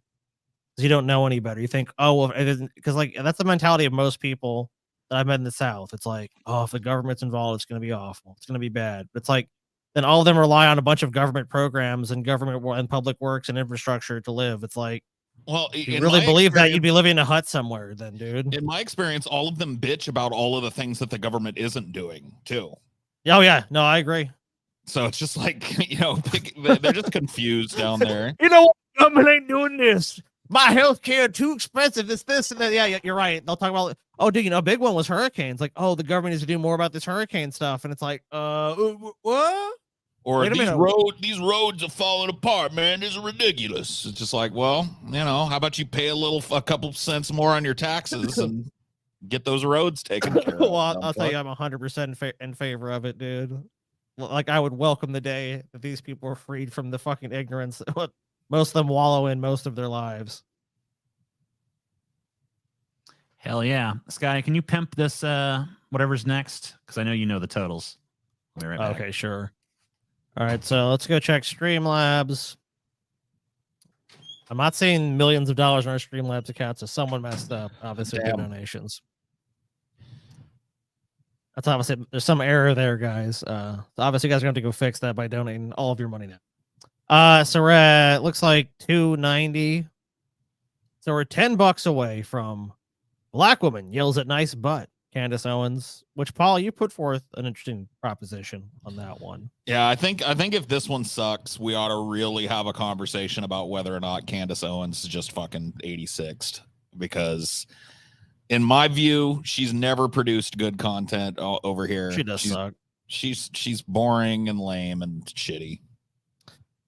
You know, I actually am pretty much almost in total agreement with that. I've just always found her to just be like, there's nothing behind her as a person. It's like she definitely has the right talking points to be the part of the group she's a part of, but like there's no personality. She has the personality of a wet rag. I mean, I've watched some clips of her on Joe Rogan's show, famously when she did the climate change denial shit, and just really just showed she doesn't know what she's talking about. It's like, I think that's the biggest problem with her, is like she knows the talking points, but there's nothing behind the talking points. Just pay more taxes. How do you think shit gets done, dumb fuck? Where do you think the money for public works projects come from? Why do you think some places are nice and well paved and some places are fucking pothole filled shitholes? Like, what? I don't understand. I'm not necessarily even saying you need to pay more taxes. I mean, you probably would. It's the reason you're saying that and making that comment is because the way your tax dollars are used now, if you're in America, which I completely understand your point of view. I mean, like, yeah, if like you don't see a huge benefit to it, then of course you're going to be like, well, fuck that. But we're saying like with the possibility of that money actually going to something worthy of it, like universal health care, actually fixing roads, and like actually getting money to teachers and other people in the community to make your community a better place, you probably would be more in favor of taxes. Public transit, public health initiatives, fucking free clinics, all that shit. Yeah, if you saw an actual benefit with that, it's just the priorities of state and local and the federal government are not always obviously beneficial to the population. What donation? What goal are we on? We are on. Let's see. I think we're actually at 300 now. Let me double check that though. So we've made our second goal. Yep, we're at 300. The next one we're working on is 450. 25 bad luck superstitions from around the world. All right. I hope we get to 600 because the worst video game voice acting. That's great, dude. Yeah. This is some sad. Many people feel their jobs are pointless. Oh, how can they be so delusional? Of course, everyone's job is so important. Employees in financial, sales, and management occupations are more likely to include their jobs are of little use to society. Duh. Yeah. Yep. You guys In are recent just years- now figuring this out. Like, In recent years, research shows that many professionals consider their work to be socially useless. Various explanations have been posed for this phenomenon. Well, here's my explanation. It's true. The much-discussed bullshit jobs theory by American anthropologist David Graeber, for example, states that some jobs are objectively useless and that this occurs more frequently in certain occupations than others. Other research suggested the reason people felt their jobs were useless was solely because they were routine and lacked autonomy. Nope. First guy was right. David Graeber was right. Bullshit jobs theory is right. Office jobs twice as likely to feel socially useless. Office jobs twice as likely to be socially useless. In his study, Wallow analyzed survey data on 1,811 respondents in the USA working in 21 types of jobs who were asked if their work gave them a feeling of making a positive impact on community and society and the feeling of doing useful work. The survey, carried out in 2015, found that 19% of respondents spread across a range of occupations answered never or rarely to the question. Wallow adjusted the raw data to compare workers with the same degree of routine work, job autonomy, and quality of management, and found that the nature of the job still had a large effect on their perceived pointlessness once working conditions were excluded as a factor. Employees in the occupations that Graeber deemed useless were more likely to reply in a negative fashion. Those working in business and finance and sales were more than twice as likely to say their jobs were socially useless than others. Office assistants and managers were also more likely to say this, though less strongly. The original evidence presented by Graeber was mainly qualitative, which made it difficult to assess the magnitude of the problem, says Wallow. This study extends previous analyses by drawing on rich, underutilized data set and provides new evidence. This paper is therefore the first to find a quantitative evidence supporting the argument that the occupation can be decisive for the perceived pointlessness. Wallow also found that the share of workers who consider their jobs socially useless is higher in the private sector than in the nonprofit or public sector. Well, yeah. Yeah, I mean, of course, it's like we're helping, people get access to clean water. You're gonna feel like you have a lot of purpose with that. Like, I am helping better the world. Whereas if you're a fucking I am helping paper make pusher, Jeff Bezos richer. I am helping my boss get a new car. shocking. I gave up work in 2021. Good for you. Yeah, it's also the idea that people want to spend their lives working. There's definitely people that want to do that. And I mean, that's a variety of reasons. Like, yeah, of course, like you have some passion in your life and that you're able to pursue it. Naturally, if that involves work, then some people will do that. There's a lot of people that have no desire to work. You do not have to soak the red beans for 24 hours, but you'll get much better results. I mean, so technically you do have to if you want to get good results. Right. I mean, well, you could still get okay results if you just boil them straight up, but you're I mean, I wouldn't recommend it. I think you should fucking do the soak. If you forgot to soak, if you forgot to soak, just get a cheeseburger tonight and have them tomorrow. Yeah, dude, they will not come out very good if you fucking just do it like that, to be honest with you. I mean, you can do whatever you want, but don't do it. I mean, they will soften from that point, but I mean, there's going to be like a texture difference. If if it's dry beans, then no, you just don't do it. Yeah, don't fucking try to rush it. That's stupid. Go get some red kidney beans that are in a can or something. If you want to eat red beans and rice like that. just don't bother. Just go get something else and let them soak for 20. Nah, the ones in a can, it can also be Honestly, fine, like too. 24 hours is not even necessary. Like even 12 hours, you're better off. You just don't want to buy. What you don't want to buy is the pre-made like blue ribbon red beans and rice. If you just make it yourself with the red beans in a can, they're fine. He doesn't know what the fuck he's talking about. But I mean, the canned beans are all right. They're not. No, as I good agree as with you. The fucking- dried ones overnight would be the best. I'm not saying I'm not objecting to that because most of the best red beans and rice recipes take about anywhere from 24 to 48 hours. I mean, it depends on how you do it. Like traditional ones can be fucking super involved. More Americans say they can never retire. A growing share of American workers don't think they'll ever be able to retire. Recent survey suggests. I think they're right. Is a time-honored life stage and a near universal expectation in working America. Yet a comfortable retirement requires savings, and many workers fear they don't have enough. In a July poll conducted jointly by Axios and Ipsos, 29% of workers under 55 answered a retirement query with, "I don't think I will ever retire." Asked why not, 3/4 of the never retire group said they could not afford to stop working. A smaller share said they didn't We've want covered on this show people like it was like a woman. I think she's working at Domino's and she was walking up a flight of stairs to someone deliver a pizza and she fell and she was like 75, 76. She's really old and she was doing the job for that exact reason. So I don't think people have to even like go like, will this happen? They just look out in the world and they see people who are 80 years old who have to work a job every day. And they go, oh, wait, that could very easily be me and probably will be me. So it's not like people answering this poll, they're saying they're going to retire, or people that pretty much have some sort of plan in savings. I think a lot of people they're in this position or just really naive. Oh yeah. Very true as well. Yeah, there's people like, look, I'm just by the time I hit 60, my life I'll figure everything out and I'll be good. Another survey from the Employee Benefit Research Institute found that 1/3 of workers now expect to retire at 70 or later or never. A third report from the Transamerica Center for Retirement Studies found that 40% of Generation X workers and nearly half of boomers expect to retire after 70 or not at all. Retirement fears seem to be rising. In the EBRI survey, the share of workers planning to delay retirement rose to 33% in 2023 from 29% in 2022 and 26% in 2021. So with each passing year, more and more people are like, I don't know if this retirement shit's going to be feasible for me. The summer of 2023 might seem an odd moment for Americans to feel short. No, it doesn't. Why would it? Nearly 3/4 of all 401k. Yeah, okay. Most people don't have that shit. I mean, some people do. Good for them. That's what I'm saying. Like the other people we're talking about, it's like, yeah, they've saved money for years. They have investments. They have like property they own. So it's like that. There's like obviously a thought process behind retirement. And they've had the means to do that. So yeah, it's more likely that a certain portion of people will retire. I had a 70-year-old neighbor who was still driving pizza deliveries to afford his wife's medications. I'm not surprised. What a beautiful American story. Andrew Tate's Romania house arrest lifted.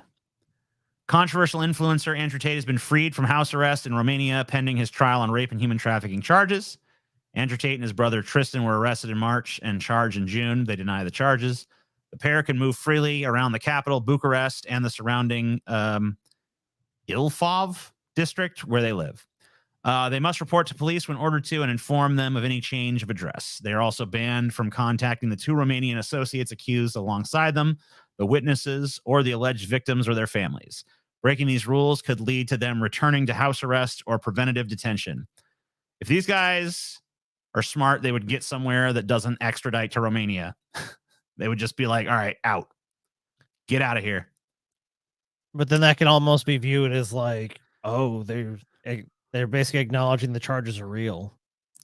Yeah, well, it's probably better than staying and trying to fight it in their case. I don't know. I mean, there's probably some countries that wouldn't particulars. extradite them back to Romania, but I don't think there's many. A judge will check compliance with the conditions for the next 60 days. We would like to extend our sincere gratitude to the Romanian, blah, blah, blah, blah, blah, blah, blah. Anyway, who cares?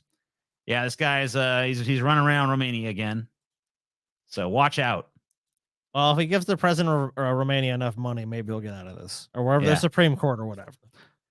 Yeah, he needs to start greasing some palms quick. And that's what he said. That's how he said he was going to get out of trouble to begin with. So maybe that's how he does it. Yeah, but the problem was he ran his mouth. I mean, we've talked about what his mistake was before. He went Yeah, around 'cause running he- his mouth about how you could get away with anything in fucking Romania. And of course, And yeah, I Romania's mean, like, we I think can't have most him out time there that's saying that shit. true. That seems to be kind of true. But yeah, when you actually point it out, like the hypocrisy of their corrupt government and shit, then they're like, wait a minute. Well, it's like, yeah, you can go to the crack house and get crack until you start fucking blabbing everyone like, you know what? I can get that one over there. that house over there. You can buy whatever you want, any drugs you want over there, bro. That's when the fuck they don't like you anymore. That's when they decide to shoot you. You know what I mean? Yeah, Russia would be a good country for him. He should go to Russia.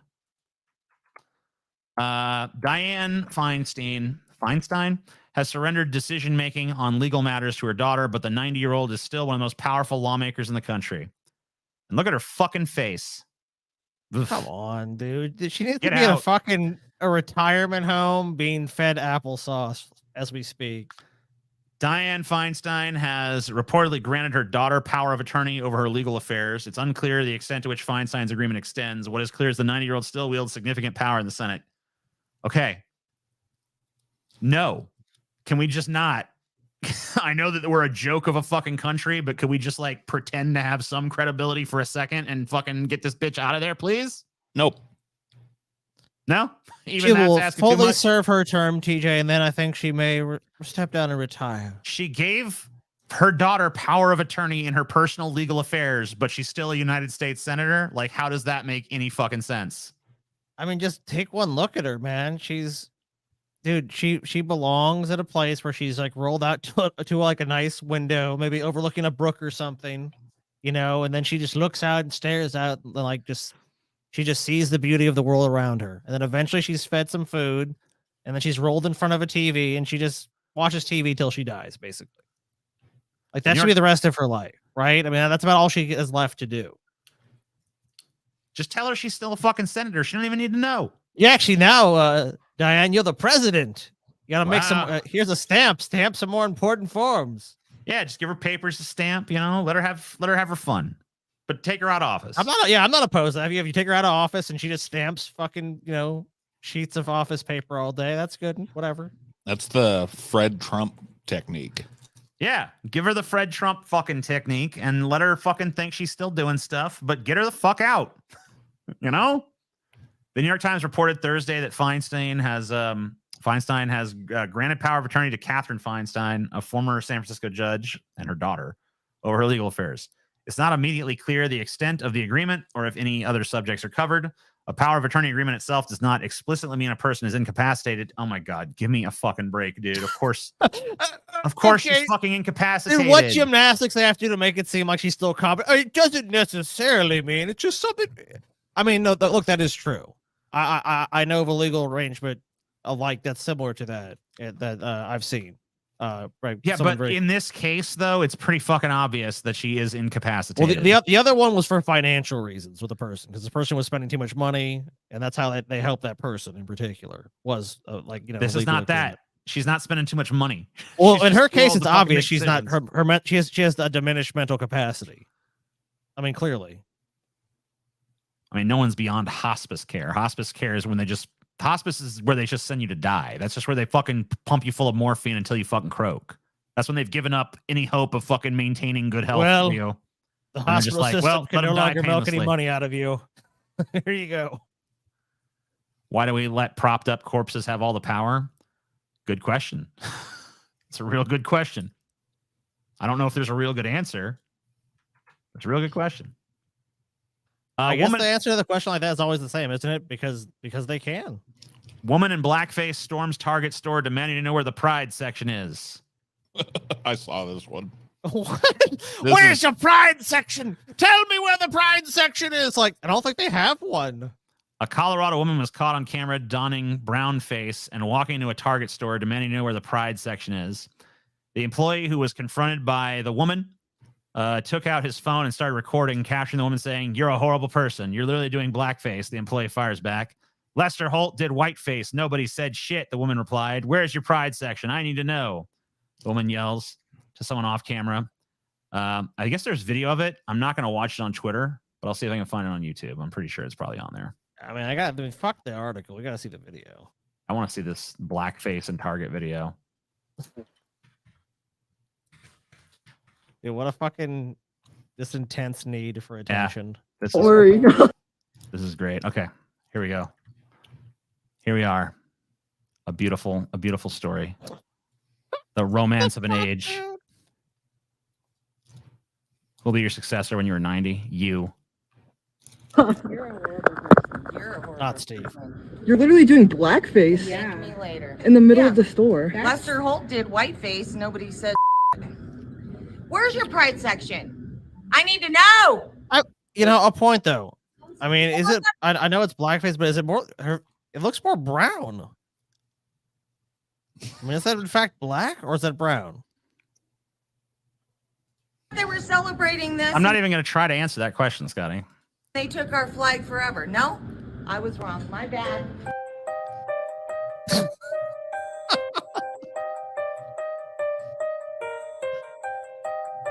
Oh, I mean, it's kind of both. Hey, Facebook. I'm looking for a job today. I'm at Starbucks. I never treat myself. Oh yeah, I'm sure they're gonna hire you right away. Just got rid of me. I barely treated myself to Starbucks when I was working there. I couldn't afford it. Trump is coming. I'm showing my titties. You can't afford free? Ursula Campbell is reportedly fired from her post office job in February. How do you get fired from the post office? On Tuesday, the USPS posted a notice to employees identifying her as a trespasser. So apparently she's been doing some wacky shit for a minute now. She's crazy.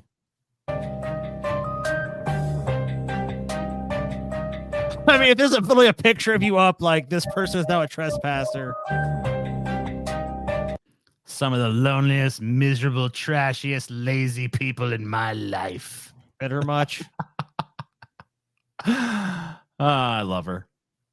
Never change, crazy bitch. Like, I guess her life was the post office, and then they took that away from her. So now she's got nothing left to lose. Nothing left. Don't underestimate the threat of Trump, Obama warns Biden. Former president cites loyalty of Trump supporters and polarized nature of country during lunch meeting at White House. Oh, they want to charge me money? I'm not doing it. All right. Arkansas deputy shoots at Pomeranian, but hits woman standing on porch instead. What the fuck? A Pomeranian, dude? Why do these guys pretend they're tough, dude? How do you like? I've never seen a Pomeranian in my life and was like, you know what? No. Dude, even if there was like gun, even if there was like a rabid, crazy, murderous Pomeranian, you would not need to fucking shoot it to deal with it. All right.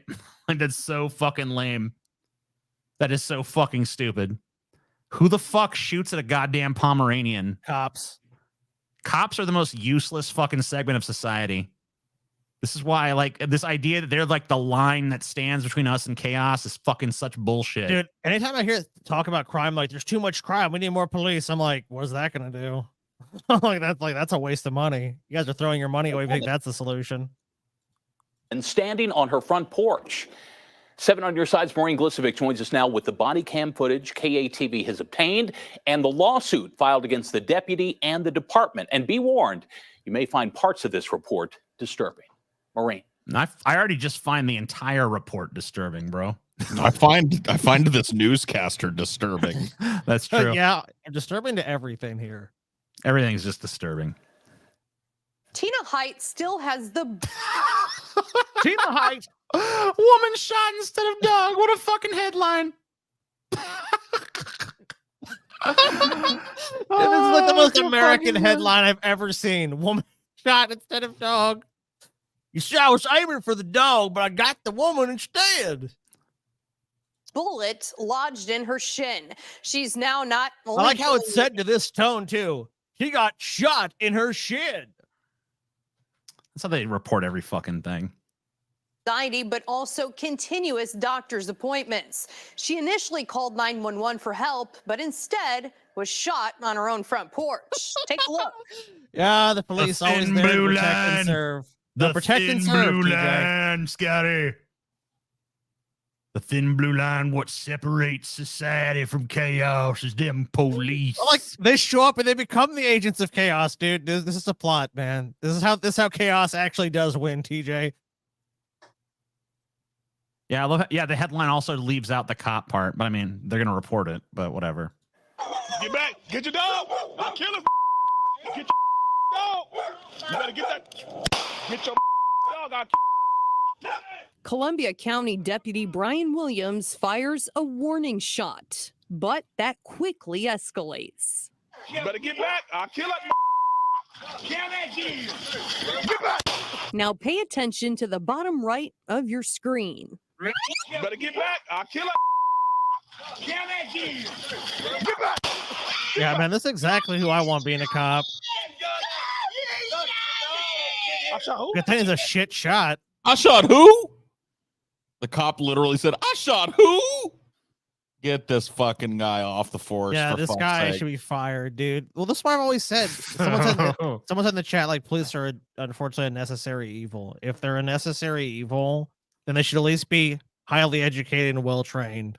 Undereducated, undertrained, and out of their fucking mind, hotheads. Like, this guy shows up and there's some dogs. Did that dog? I did it. This guy, it. dude, he escalated this 100%. Like, these cops show up and do the same shit. They escalate whatever's going on. He pulls out a gun. Is like, it's like, well, yeah, I wonder why the dog's reacting that way, dude. Some random person that they've never met before shows up and is like yelling at you. Like, of course, a dog, like any other animal's like, fuck this. Feeling a Greg Abbott situation rising up within me, but I'm gonna try to hold back. Oh no! Well, no, he just hit the person, not the dog. I didn't shoot her. I just shot the dog. What? No, I didn't. No, I was just trying to murder an innocent dog. William. Fuck. Looks like this cop's about to go on a free paid vacation, boys. Oh man! All right. Williams appears to aim at a Pomeranian, but instead hits Tina Height, who is standing right next to another. I was trying to kill the Pomeranian. I've never been shot before, so I didn't know. How could he even make an argument that a Pomeranian is a credible threat to his life? I mean, how do you do it? I mean, what does a Pomeranian weigh? Like, what's the biggest Pomeranian you can, like, okay, Pomeranian. I'm looking up the average size of a Pomeranian. Bro, he tried the argument. I didn't shoot her. What? Wasn't me. He's literally firing towards an occupied house. I mean, everything about this dude just fucking like marks him for being a useless piece of shit. The average weight of a Pomeranian is 3 to 7 pounds. 3 to 7 pound dog has charged me. That's what this dude's fucking shoe probably weighs, but he's afraid for his life. I was just trying to murder the dog. I wasn't trying to hit her. I'm sorry about that.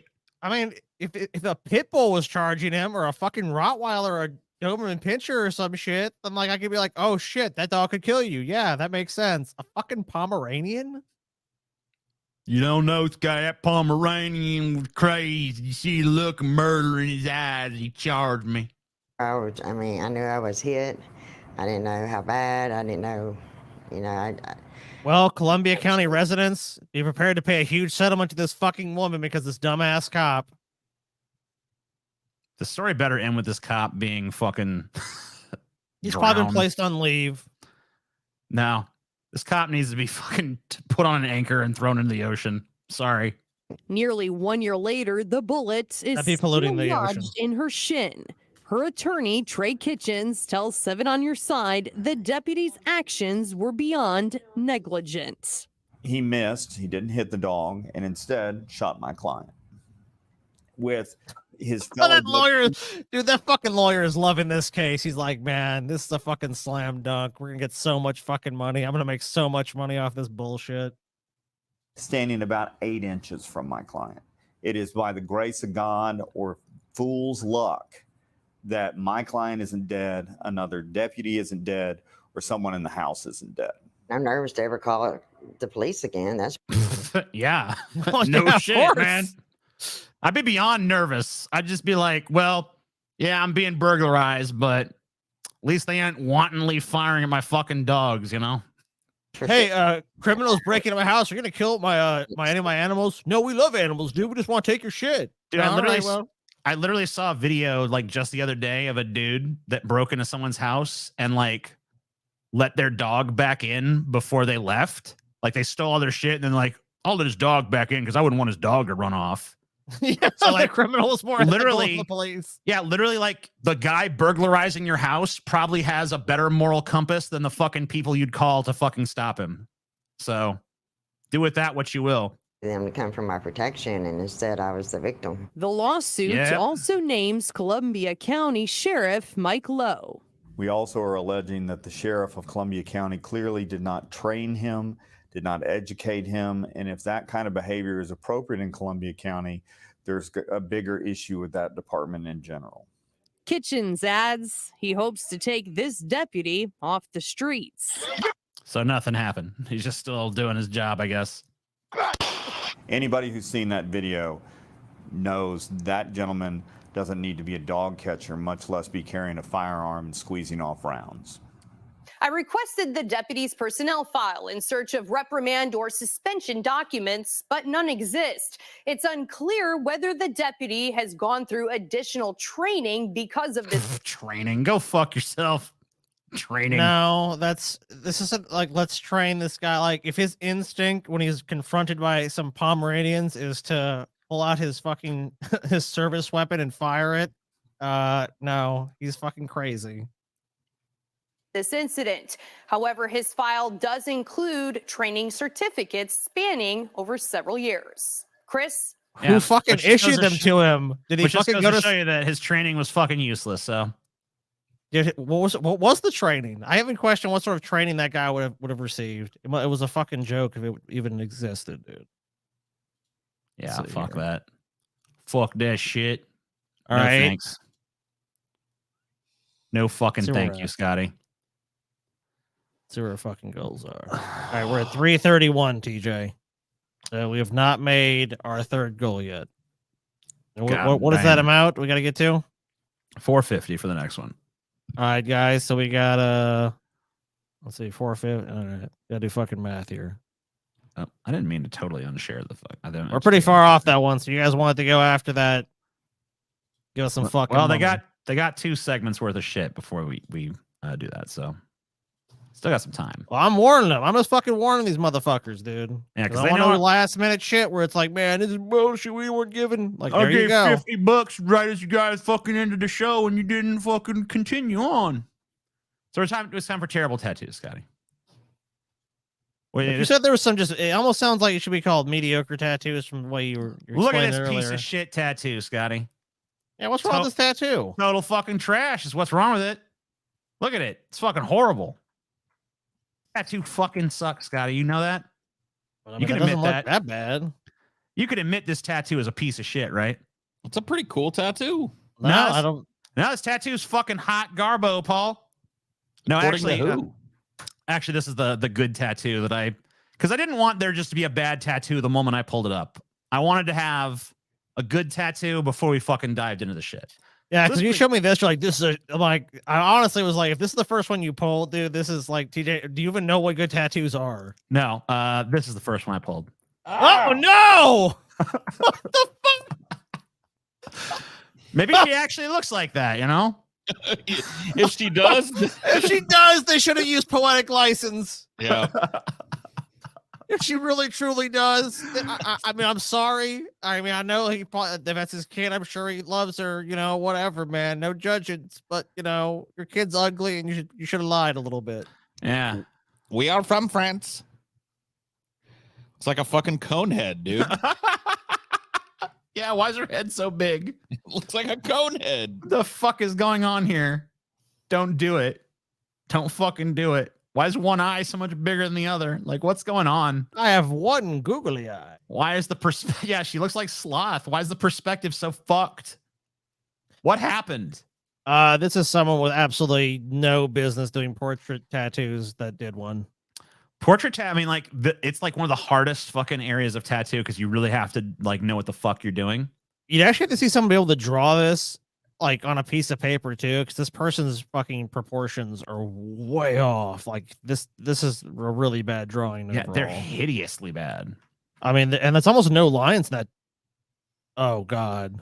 So this guy, I mean, like, this is not necessarily, I guess, like a bad tattoo, but like it's drawn well enough. It's just some squares, but whatever. It's his facial tattoos are just boring. Why would you do this though? Like, I just want to look like a fucking human checkerboard. Why? Like, Yeah, what's it's like the point? I've covered up so much of my face, but it's just a boring design. Yeah, I mean, There's this is nothing just to this. such a dull fucking use of being willing to tattoo your whole fucking head. It's like, why? And his ears have some interesting shit going on, it looks like, but oh no. This looks like a dick tattoo that was covered up with a portrait. What is going on here, dude? My baby's head just looks like a penis. So can you just give me a tattoo like that? The lines are really bad on it, dude. You can't. It's hard to even tell where the hair begins and ends. I mean, like the shading, one eye's higher than the other. He's got one eyeball like one eyebrows like he's the kid's The Rock. You know what I mean? Yeah, the shading on this is fucking hideous. The line work is hideous. The proportions are fucking way the fuck off. Is the baby a shade of some weird brown too? I mean, if he is, whatever. But if he's not, it's just. I mean, this is just a fucking. I mean, like,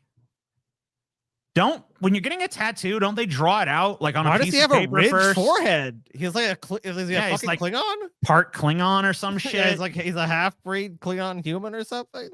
I guess. Someone say it's a cover-up. Yeah, I mean it could be. It's get better. I don't know how these happen, to be honest with you. Yeah, it's like, don't you proofread this shit? Or are you just too stupid to know like that's wrong? It's like it is get better. That's how you could think of it. So no. It is get better. It is get better. There's a Freddie Mercury tattoo. Nailed it, dude. Nailed it. Captured the essence, dude. You really nailed that one. I mean, spitting fucking image. Maybe you know maybe this is someone who meant to exaggerate his features.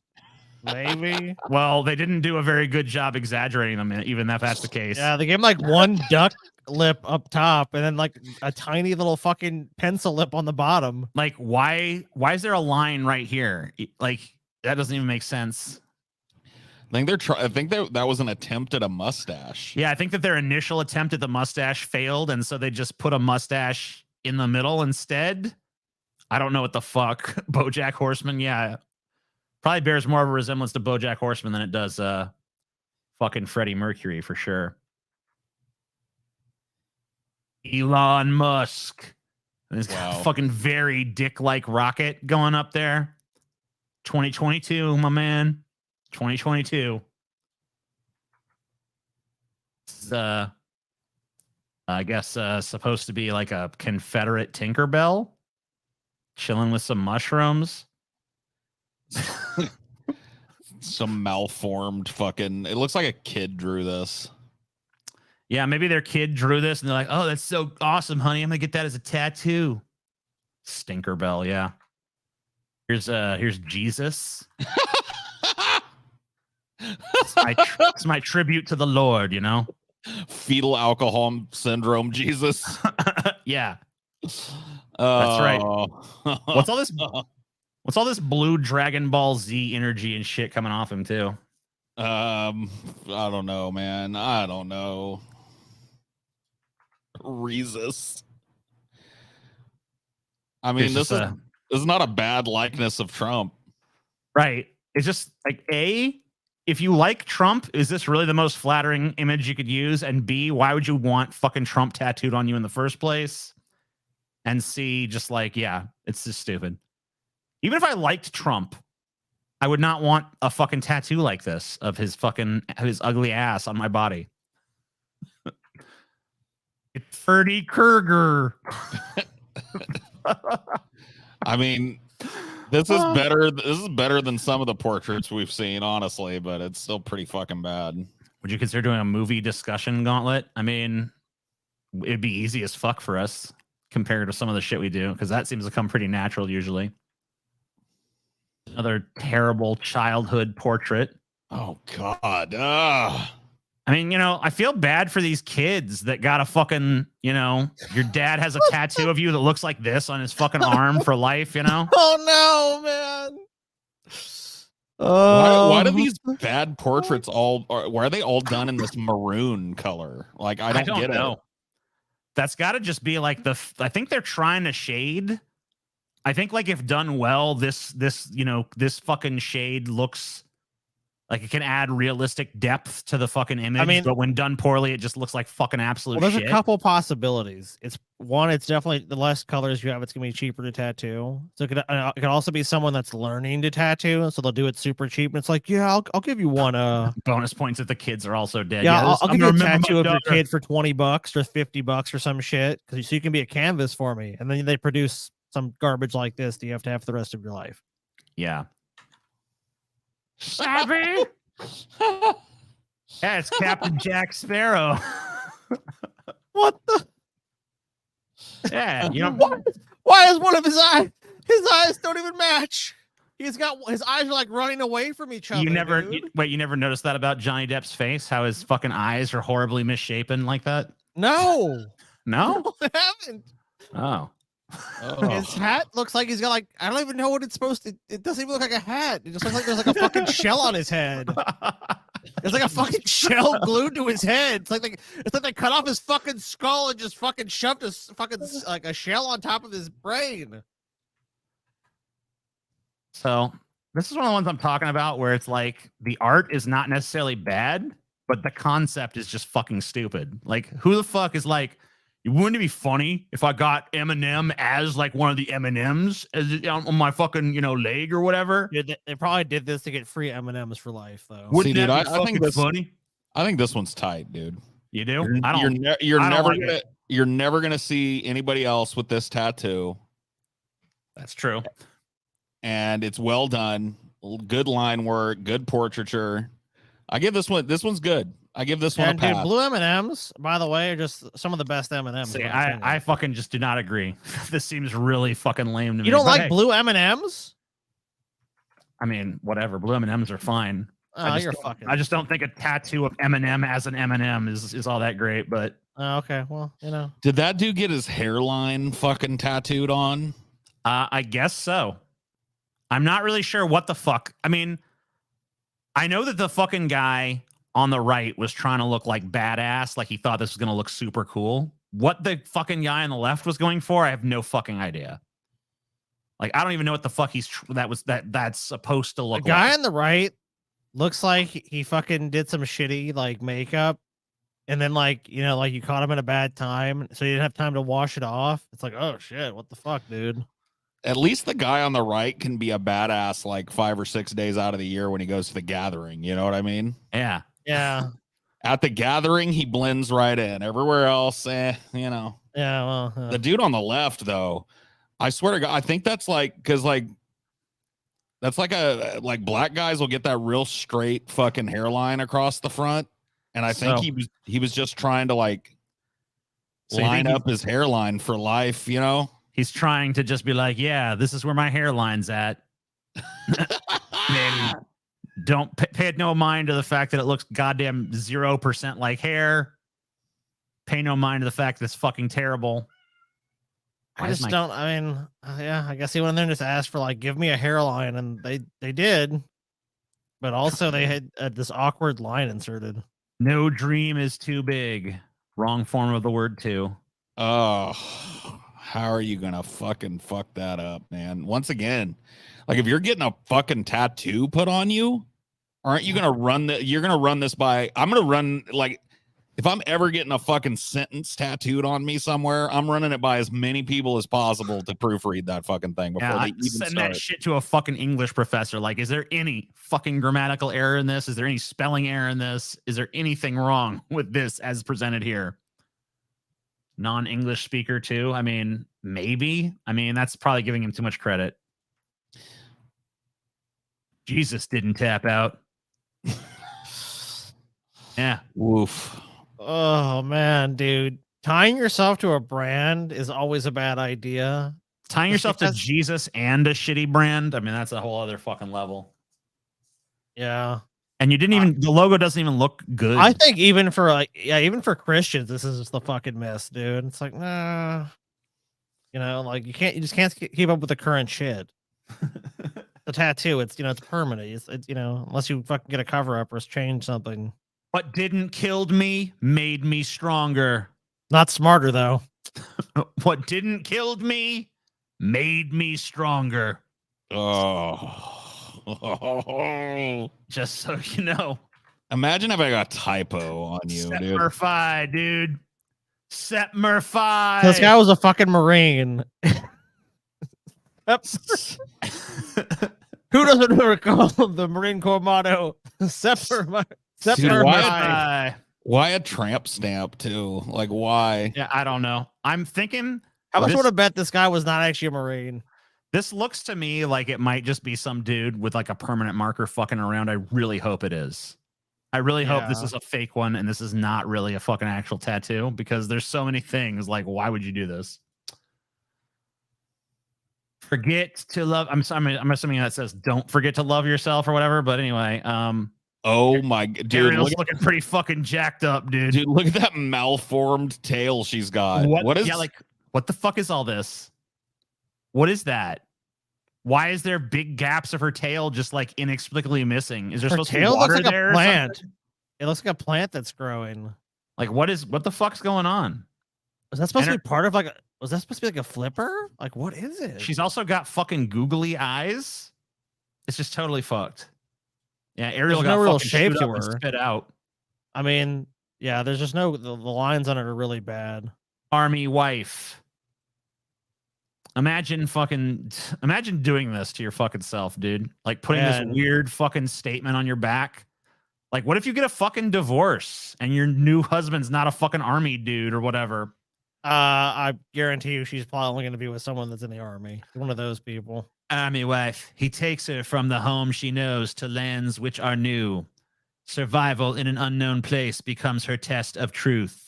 Her burdens are of many, and his thanks sometimes are small. She keeps her faith through thick and thin and makes the best of all. She lives with some uncertainty. And then it kind of gets too fucking hard to read as it goes down. But yeah, I can just tell this is some fucking purple ass garbage bullshit right here. My identity is my husband's job. Like, that's not an identity. My husband's job. But this one gets worse the longer you fucking look at it, dude. I mean, the Twilight special, dude. I've got to fucking like defend the tattoo artist here though, because that is one misshapen hunk of leg right there. Yeah, maybe the leg has shifted in such a way, as to make this worse over time, Oh man, they all look the fucking what is his name? And then Edward, he looks fucking insane, dude. He looks completely fucking crazy. He looks like he's fucking gonna do some crazy ass shit. Jacob doesn't even look like a fucking person anymore. He looks like a blob that's like he looks like he's it almost like he's like stuck in the middle between both of them, dude. Like he's like they're all it's weird how they blended it together. It looks like they have like their bodies it's almost like they're all attached to each other. Yeah. I think it was trying to go for like a cinematic movie poster style blend, but yeah, totally fucking failed. That's a difficult canvas to pull that off on. Yeah, imagine like trying to fucking put this on somebody and you're just like dodging cellulite the whole time. And shit. It's probably jiggling like fuck the whole time you're doing it too. Yep. Always on my mind, forever on heart. I can't even tell. I think it's in. The fucking the lettering is so fucking bad. This shading around it is fucking unbelievably hideous. It's awful. This heart is like completely fucking misshapen. If someone paid for this tattoo, they should ask for their money back. I mean, this looks like a fucking joke, dude. It's like a fucking joke. I mean, I really honestly hope someone just drew that on with permanent marker. This is a dude that someone found on Tinder. He just has a black butterfly tattoo on his tummy.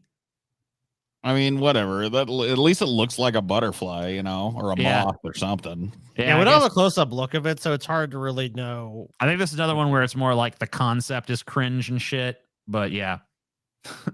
I mean, that's I should have fucking put this earlier because compared to some of the shit we saw. Yeah, I mean, the shit we saw before that. I mean, come on. It hurts. I know. The black man and the we call Indian this man. the white guilt special, dude. Yeah. Oh, can I have something that like emphasizes my white guilt, but also is like very homoerotic, please? It's like, sure. Yeah, sure. we have just the tattoo for you. We have just the tattoo design for you, bud. Overall, just not a good looking tattoo. I'd want to go in and get that finished up, dude. I want to see them dongs. I want. Yeah, like they should be tangled together down there, you know? Yeah. Press dong to dong. I just heard that to be naked for the tattoo as well. Like, yeah, I want them to be oiled up and wrestling.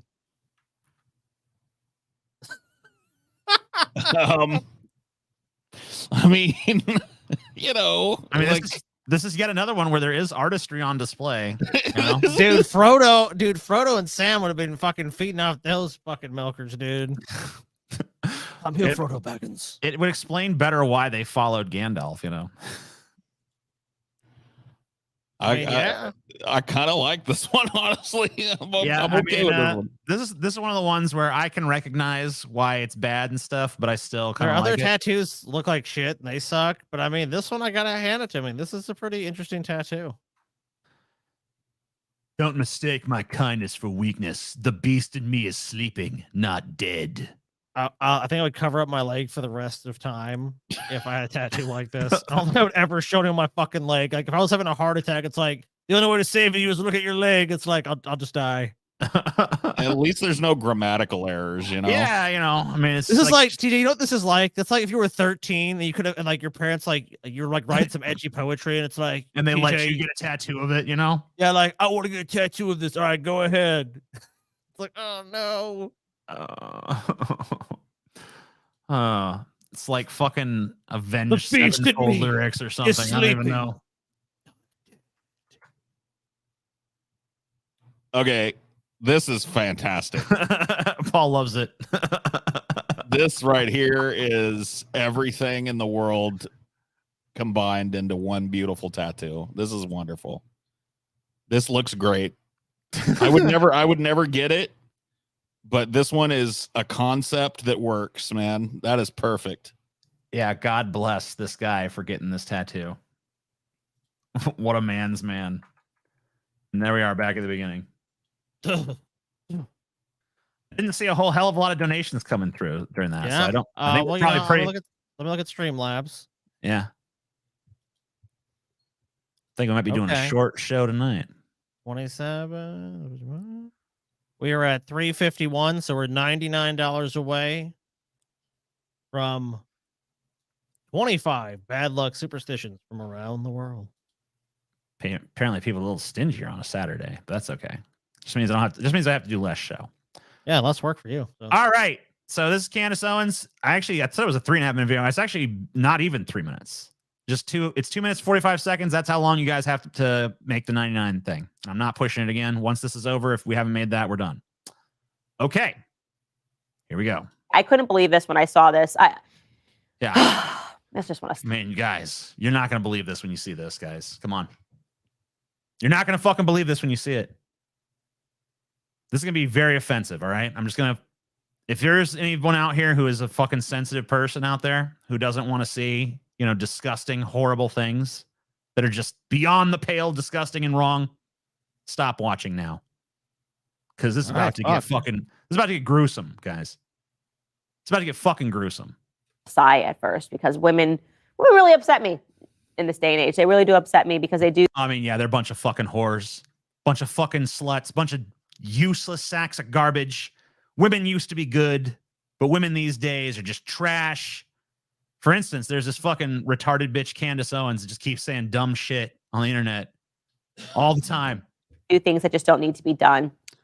Yeah, like put on the Candace Owens show. That's an example of something that doesn't need to be done. But hey. Well, there is an OnlyFans model. Can we talk for a second about this fucking shit she's wearing? Because, like, I don't know, maybe there's someone on Earth that can pull it off, but it ain't her. Yeah, there's a grandma somewhere that would look good showing up to church in that, but it ain't her. Yeah. Tell you exactly where the story is headed. It's going to be sexual and it's going to feature debauchery. Oh my God. Candace Owens seems jealous as shit, dude. The jealousy radiating off her is just palpable, man. Debauchery, Scott. No, Scotty, she's not jealous. Okay. I'm not jealous. She is disgusted with the sexual perversity and debauchery that you are about to witness, Scotty. I mean, you think I'm joking around. I got to admit, what she's about to show you goes too far even for me, Scotty. Too far even for me. It's fucking disgusting what this woman has done. Dude, you're so fucking right, Pong Master Fong. That's an Elton John jacket if ever I fucking saw one, dude. That's who could pull it off. Oh, yeah. You're right. Point. She is being slammed for wearing an extremely revealing outfit to the movies. Now, what do you wear to the movies? I think a lot of people probably wear yoga pants and sweatpants, something comfortable. I would imagine, because you're just going to eat popcorn and watch a movie. And there is absolutely no reason that any individual should go to a movie theater dressed. I wear nipple tassels and a banana hammock to the movies personally. That's my comfy spot. Yeah, you know, I mean, I wear like a gimp mask usually because I feel more comfortable without people seeing my face and stuff. And usually I fucking have like a dominatrix escort me and like whip me during the movie and stuff. That's what I do. That's kind of, I mean, that's like where I'm going to feel most comfortable. But I mean, look, that stuff is all right compared to what we're about to see, you guys. I'm going to be honest with you. Like, even I'm willing to admit that what she's about to show you does go too far. Like this. Jesus Christ. Get it off the screen. Get it off the screen. No! Oh, no! Oh, my God. How is this happening right now? No! Do you guys have some like pearls I can borrow so I can clutch them? Yeah, I'm going to clutch mine. I'm clutching mine. You can't have them. I need to clutch them right now. Great googly moogly. I hate how basic anatomy and sensual normalcy is considered deprived. You think you mean depraved and utterly evil, absurd, utterly absurd. Makes me wish they were forced to see Gimps and Pet play 24/7 until they croak. I mean, they would love that. You think she's actually offended by this? She's not. It's a joke. It's a fucking giant scam. This is just their excuse to fucking put this on display. That's all this is. She feels the same way about this that I do at the end of the fucking day. Fuck you, you son of a bitch. Now I gotta fucking do more shit. TJ. Sorry, bro. There she is. That is her full left ass cheek. That's right. That sure is. Thanks for describing it for us. I wasn't sure what I was explain my problem with this. I ain't got a single one. Actually, I got a problem in my pants right now. That is her full left ass cheek right there. Big, beautiful, round, firm, juicy, and delicious. Right there on display for everyone to see. And again, where's the problem? I am so fucking offended right now. This is so disgusting. This is the death of everything in America. This is the death of the American dream, you guys. Somebody just recorded her. She looks like she's getting some popcorn at the stand, acting like this is totally normal, that she's dressed like Nefertiti, an Egyptian princess. That's about my question is, like, why am I not seeing this at my local movie theater? Yeah, why is there not more like Candace Owens? You've actually made me disappointed in my regular movie going experience. Like, this is just some random schlub off the streets. Like, I'm gonna get some popcorn. Like, you know, look at big old ass. We keep talking about ways to get Americans back in the theater. I mean, you know, Barbenheimer is not going to last forever as a social media phenomenon. So, you know, the next thing that has to happen is this. We need to see more fucking big jiggly ass in the fucking movie theater. Yeah, dude. Candace is just fucking jealous, dude. She's jealous because she's built like the Scarecrow in Wizard of Oz, man. If I only had an ass. Do-do-do-do-do-do. She's just saying this is totally normal. Why is this inappropriate? Well, because there are children. There are youth. I mean, there might be children watching you, Candace. Why did you put it on display on your show then? Yeah. If it's so objectionable. So terribly offensive. Terribly offensive. I am so disgusted that they would sell something like this. Usually a ton of children that go to the theater. It looks like it's daytime, so you'll definitely expect children to be at a matinee theater.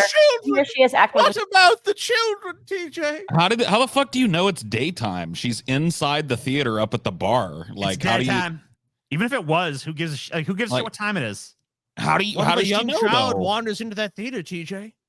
and they see that big jiggly ass, what might happen to them? They might die. Dude, I've heard that. Small child sees ass, dies. Dead. Right on the spot, just dead. This is completely normal. This is just what she wears, because why would she put on clothes? She's an OnlyFans model. God forbid, who knows? There might be a way for her to make money. And what's that URL? Being Yeah, sexual, I mean, dressed just like out a of curiosity. prostitute. Pretty high class prostitute, at least. Yeah, you don't really see prostitutes dressed like that. She's more dressed like an escort. Yeah. So yes, there has been predictable outrage against this, and there should be outrage against this, because this sort of behavior, overt sexual behavior that we're seeing all around.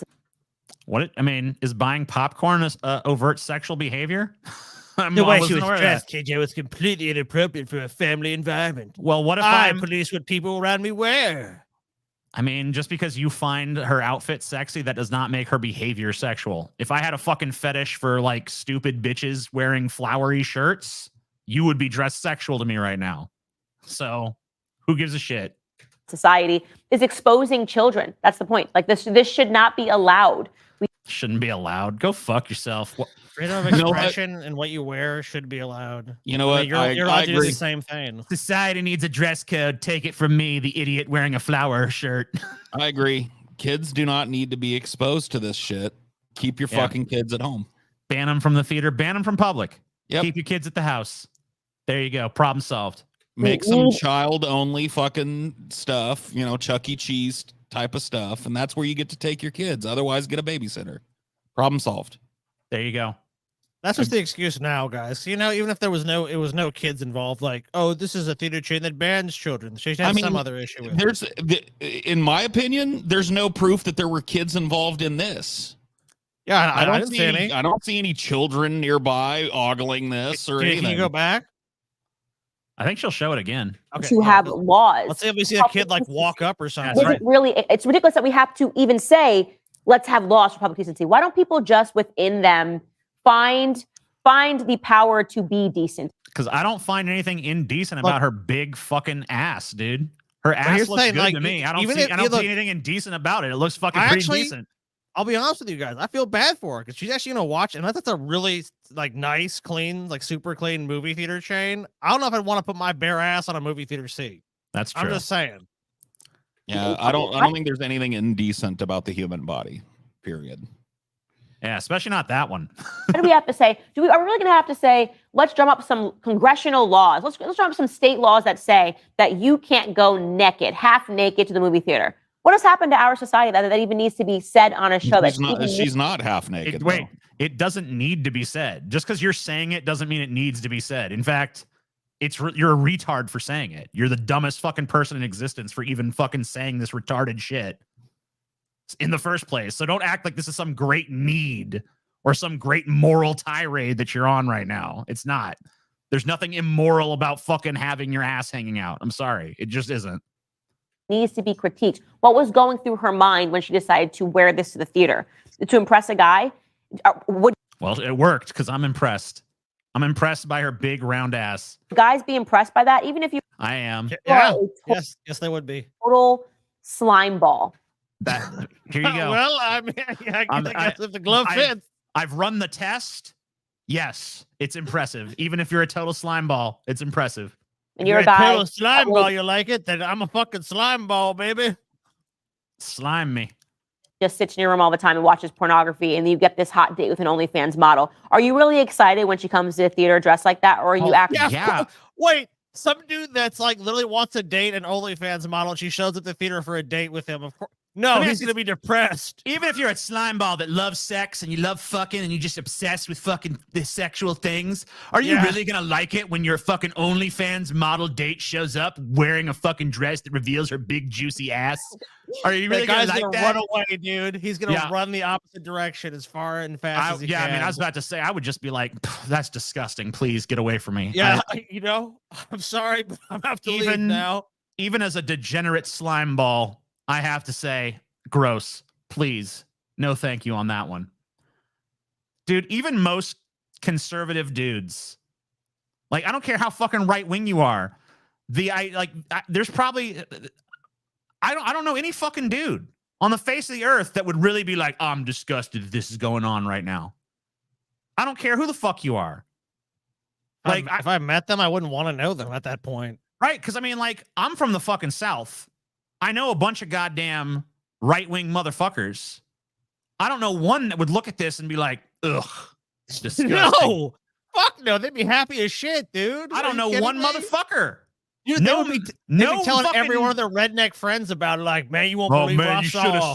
you should have seen the ass this chick in the movie. I mean, they might do some lip service like, yeah, I guess it's kind of official, maybe kids around or something, but god damn, her ass was fucking amazing. Yeah, that's probably wrong or something, but damn. TJ from the South, y'all. I mean, I am. It was perfect. The South. Because that's the South, boy. I mean, that's what you are. Anybody who says I am from the South isn't really from the South. I am from the southeastern part of the United States. This is 1,000,000% jealousy. Oh my God, yeah. Also, this is 1,000,000% just an excuse to show this to get clicks. Oh well, yeah, of course. So while she's farming clicks off this girl's ass, she's acting like, "Oh, I'm so disgusted." Actually embarrassed because within you go, you know what? Actually, this is a little bit indecent. That's a question. I want you to answer me. If you're a slime ball, I want you to answer me in the comments. I already answered you. Nope. No, you need to go to the comments as a slime ball and say yes. You want to see the big jiggly ass. Dude, I hope Candace Owens never goes to a beach. Yeah, she's gonna be real fucking scared. Yeah, I'll tell you, man. I've been to some beaches, and I've seen some things in these beaches, guys. I'll tell you what. If yeah, you know what, there were kids there too. Oh my God, insane. That's true. There's been scantily clad women. I've been to a beach. There've been scantily clad women, and there've been children. And you know what happened to those kids? No, they died. They died. Have you seen the show The Boys, TJ? Yeah. You know that's the scene where like the heads start popping off. Oh yeah, their heads started exploding. Kids' heads start popping off. They see an ass. They go, insane. At this That's how moment, it is. because I think every person, even slime balls, would be embarrassed by a person being dressed up. Absolutely not. No. Bring it on. As a fully fucking bona fide slime ball, I can say that you're wrong about that. All right, TJ.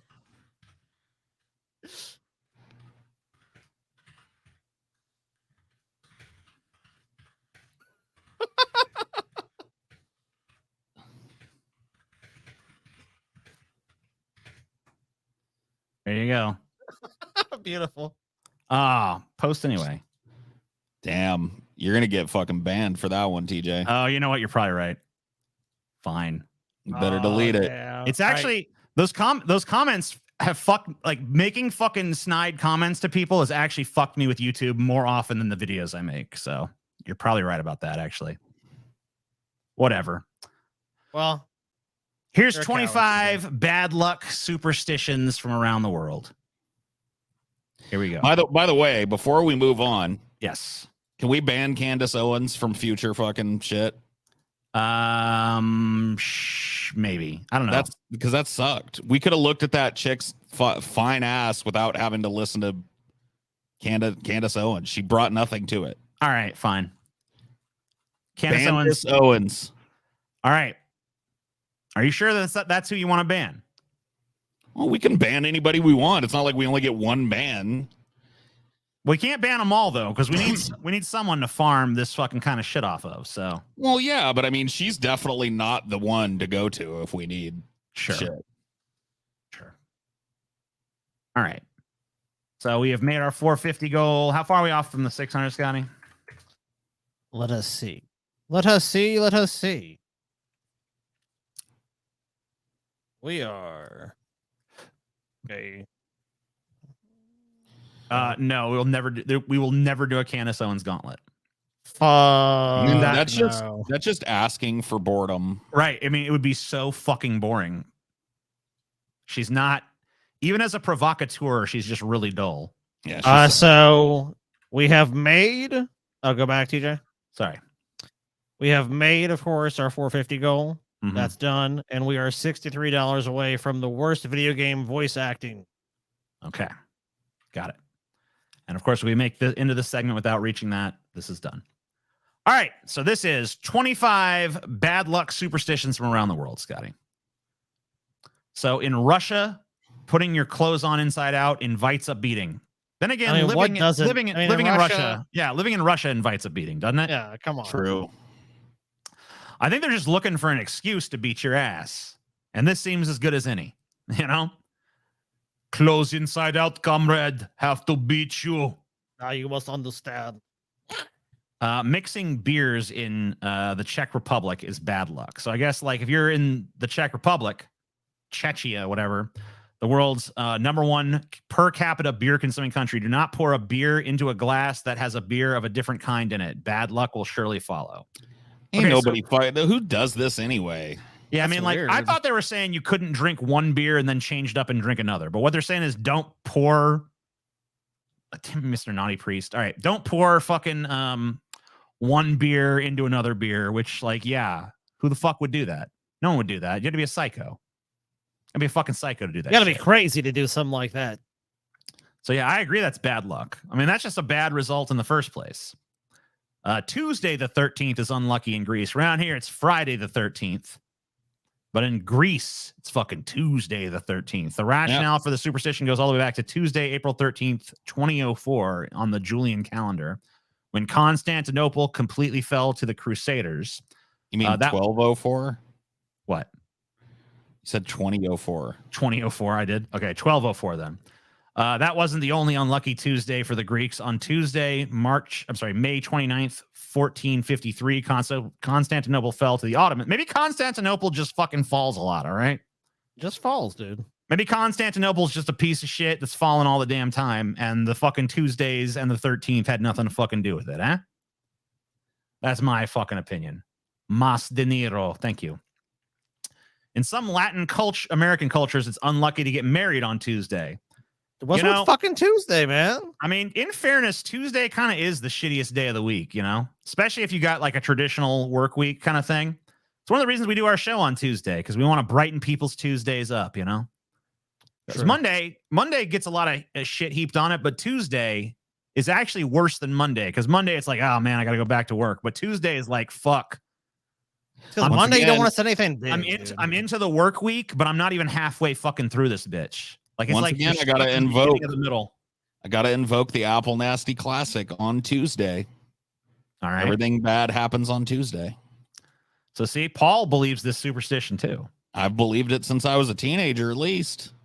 The unluckiness of Tuesday is also present in several Latin American cultures, to the point that in some South American countries, the movie Friday the 13th was Martes 13 or Tuesday the 13th. There's even a saying, en martes ni te casas, ni te embarques, ni di tu casa de apartes, which means that I'm sorry for anyone who actually speaks that language. On Tuesday, you shouldn't get married, go on a trip, or leave your house. Don't even leave your fucking house on a Tuesday. It's not even worth it. How about an eventual Gurgi gauntlet? There's not enough Gurgi material for a fucking gauntlet. I don't know how you would do it. I can make it happen. Okay, shit. Okay. Well, that can be our 5 billion patron goal then. It's bad luck to shake your legs in South Korea. Oh, shit. Well, I would have a bad time, dude. You have nothing but bad I'm luck. a leg shaking motherfucker. I'm shaking my legs right now. I'm literally fucking bouncing up and down on my chair, shaking these fucking legs. Are you rich, good TJ? luck is gonna fall out, dude. Well, I'm not in South Korea, so I'm okay. In South Korea, people are told not to shake their legs. Otherwise, their wealth and good luck will fall out. Oh, shit. All right, I'm going to keep these legs still then. In some fishing regions of China, it's bad luck to flip over a cooked fish. It's thought that this will lead to a ship capsizing. If it's a whole fish, some families will use chopsticks to pick meat from the bottom of the fish when they're done with it. So, like, they won't even fucking flip it to eat what's down there. That's dumb as shit, dude. You gotta fucking make sure you don't fucking flip that fish, Scotty. Flip the fucking fish. You're gonna capsize a boat. There's no connection between those two things, you idiots. In some parts of Europe, lighting a cigarette from a candle is bad news for sailors.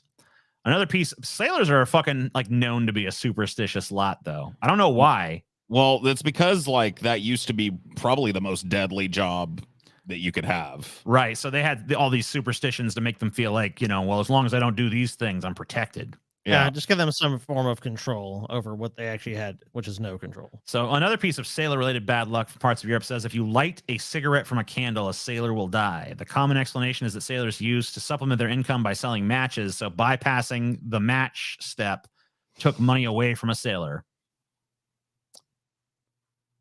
Women in traditional Rwandan societies avoid goat meat It's not permitted because it's thought it could make women grow a beard. Does it work, though? It might. In Italy, bread placed upside down is bad luck. In Italy, it's considered bad luck to lay bread upside down, either on a table or in a basket. Although there are several explanations, the most popular is that the bread represents the body of Christ and as such needs to be treated with respect. Isn't that bread. just... I thought that was just particular bread. I didn't think all bread was the body of fucking Christ. I'm gonna stick my dick in a bread loaf in Italy and see what they do about it. Be like, yeah, I'm fucking Christ, you guys. Look at me. I'm fucking Christ right now. In Sweden, it's considered bad luck to put your keys on a table. Oh, shit. Where do you put them? You got to hang them on a hook? Yeah. I guess. Why? Because in the old days, prostitutes would put keys on tables in public areas to attract clients. So to avoid risk of misunderstanding, a superstition rose up to prevent people from doing this accidentally. Oh. That's pretty retarded. Keys on the counter, Swedish people. Come on. Why'd you put the keys upon the table? You wanted to. Don't pass money by hand in Tajikistan. Same goes for items like keys, needles, or scissors. They should be placed on a table and then picked up by the second person. What a fucking convoluted mess. Just hand them the fucking money. After starting a journey in parts of Eastern Europe and Central Asia, it's bad luck to return home for something you've forgotten. If you absolutely must return home, you need to look in a mirror and in some traditions smile before setting off again. That's just gonna put me in a bad mood because I got a creepy ass fucking smile, especially when it's forced. Look in your mirror and smile, TJ. Head back home. In Azerbaijan, it's bad luck to spill salt or pepper. Well, it's bad luck to spill salt in America too. True. It will start a fight. The way to remedy this is by putting sugar on the spilled salt or pepper and leaving it there until it's cleaned up. In America, the tradition is just throw that shit over your fucking shoulder, or I think it has to be a particular shoulder too, but I don't know. I don't know which one. Your left shoulder.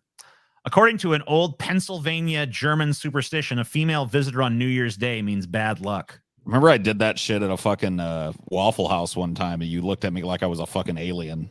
Yeah, I was like, oh yeah, that's right. You did do that shit. Yeah, you spilled the salt and then you threw a fucking pinch over your shoulder. Like, what the fuck are you doing? Because I didn't think people actually did that. But I guess they do. I guess Paul does. I do. I ain't taking no fucking chances off that shit. Yeah. You can't. I mean, definitely not. I don't walk under ladders either.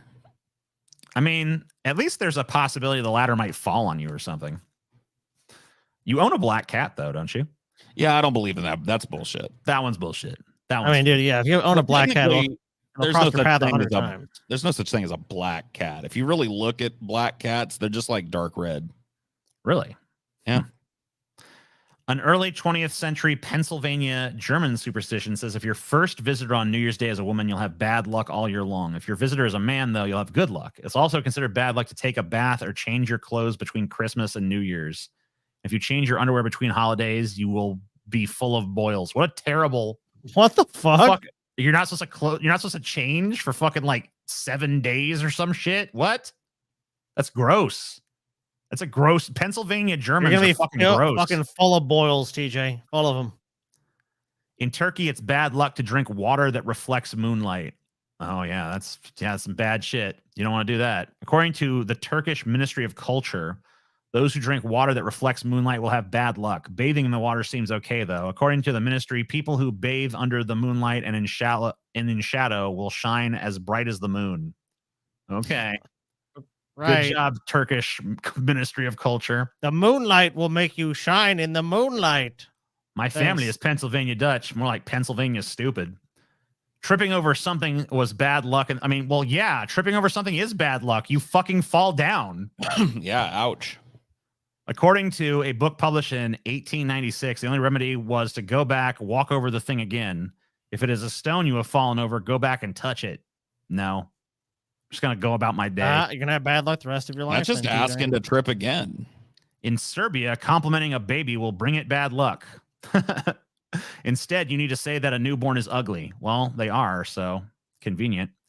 According to one early 20th century American superstition, all dishcloths should be burned before a move.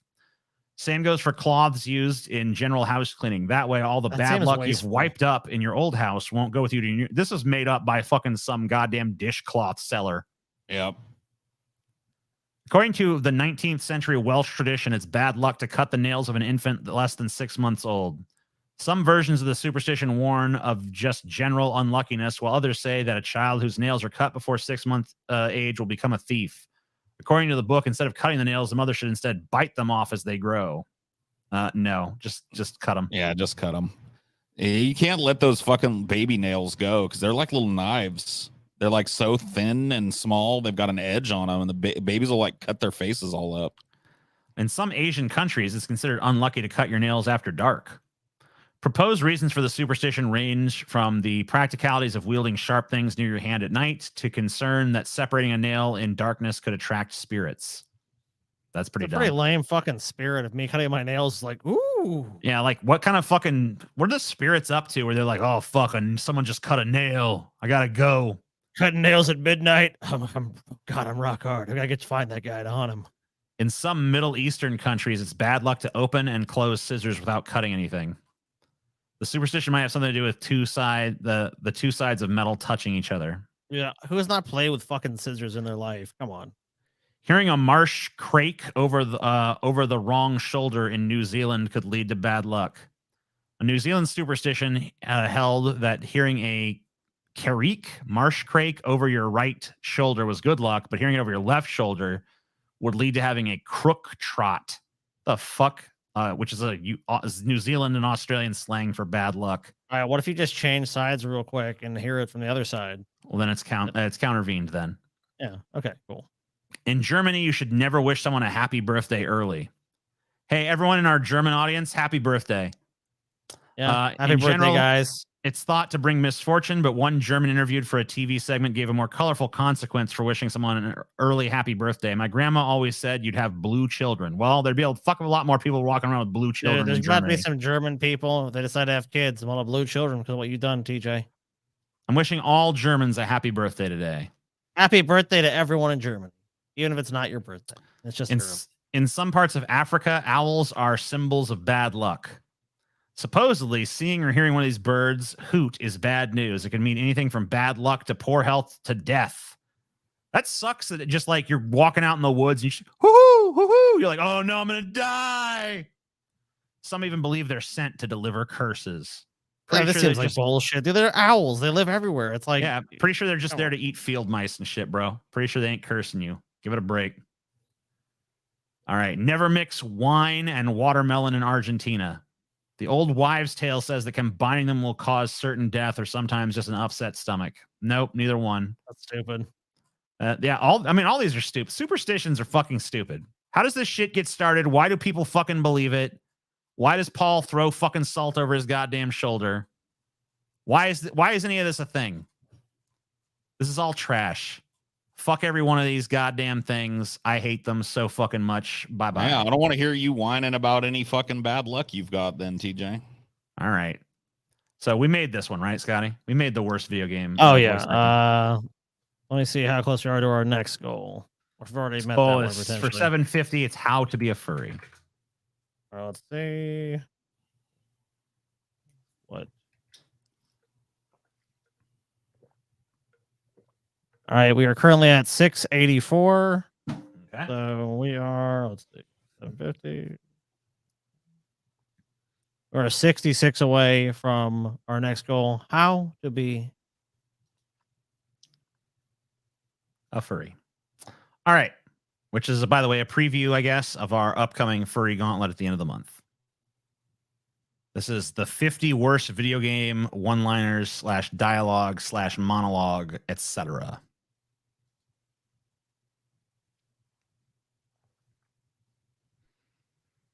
Jill, here's a lockpick. It might be handy if you, the master of unlocking, take it with you.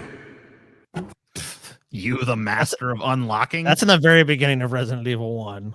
That game was notorious for its really just obviously stilted voice acting. Yeah, but sometimes it was just it was just poorly translated from the original Japanese is all it was. Yeah, they needed someone with a little bit of fucking panache to go over the fucking dialogue and fix it up.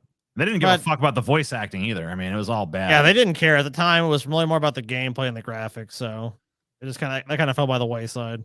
Because I remember when it comes to that, like having voice tracks in the video game at all were pretty new around the time that Resident Evil came out. So yeah, so I think a lot of times they just That's fucking true. got like workers from the office to just do lines and shit, and it really shows. But like I remember I remember playing Resident Evil 1 back in the day when it was new. And like I don't remember being like, oh man, this voice acting is cringe. Like, you know what I mean? Like you didn't care about that back then. At least I didn't. I didn't ask to be photographed. What did you say? Your face was asking. That's why I took the photo. Wow. Okay, that one kind of sounds like being in TJ's Discord voice chat right there. Does it? Yeah, it does. I have no idea because I don't go in that shit. You should pop in there one day, TJ. It's I should go in there one day and see what it's like. right No, up your alley, man. I don't want to, especially not if it sounds like that. Cars parked in the city square, the top floor, building at point A 0063. He's there. I love how heavily that dude's breathing into the microphone as he's delivering that line. there. He's I there. think in that game, that's probably one of the cutscenes in the game where like you kill some monsters and the guy gives you information. You challenge me with trickery? I don't believe in magic. Okay. Good for you, bud. I don't believe in magic. That game is badass though. Dynasty Warriors, the older ones at least, they were fucking awesome. So fun. God! Ow! That hurts! Don't kill me! Please don't kill me! But I suppose you have to. Oh. Man, you're fucking doing a really poor job of encouraging me not to kill you with that shit. Thank you so much for your help. You're my knight in shining armor. Don't let looks deceive you. I have already lived several hundred years. It's time I rest a while. What? They really just like, these were not voice actors, right? These are just people. These are just dudes. They just fucking They just got grabbed dudes. like programmers that had an extra minute or whatever. Just come say this line or whatever. Yeah, come on here in here and say this fucking bullshit real quick. You worms. Together with this burning ship. Okay,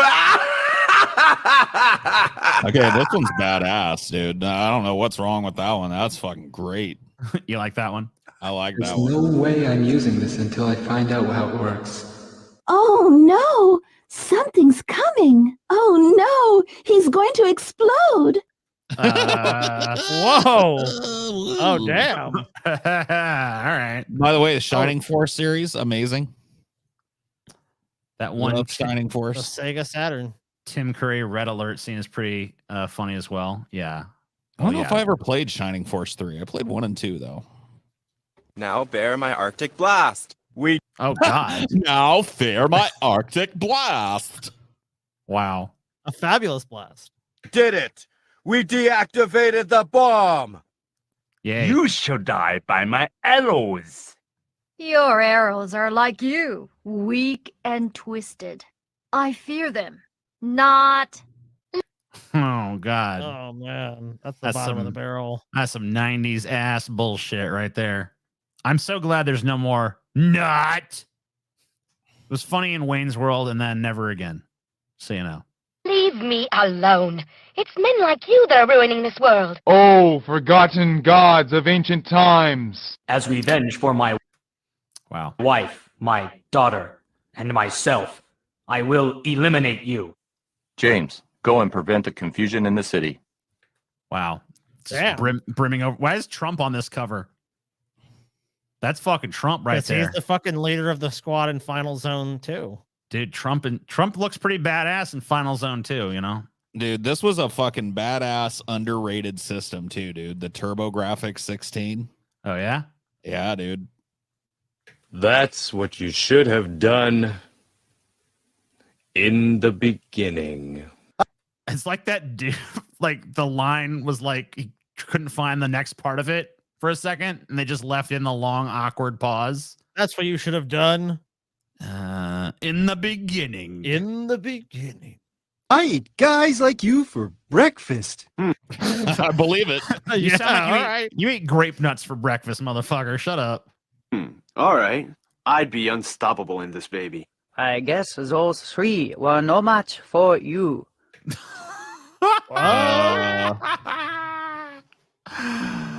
Oh yeah. Oh yeah. That's some. That's real some right there. Let me be your opponent now. Let me be your opponent now. Yeah. All right. That's convincing. You sound like a real fucking badass, dude. Sold. But I can walk. Yesterday is history today. Today is tomorrow's history. Cooking mama, too. Dinner with friends. Hold me if I'm dying, and vice versa, okay? It is written. What's the vice versa of that? I'll hold And vice you if you're versa. dying. Okay. Only Link can defeat Ganon. Great! I'll grab my stuff. I like Chopin myself. Not me. That's probably why I don't play Chopin. Never? No, never. If I die, will you play Chopin in remembrance of me? No. I Oh, don't play sorry. Chopin, bitch. I told you. You think it fucking matters? No.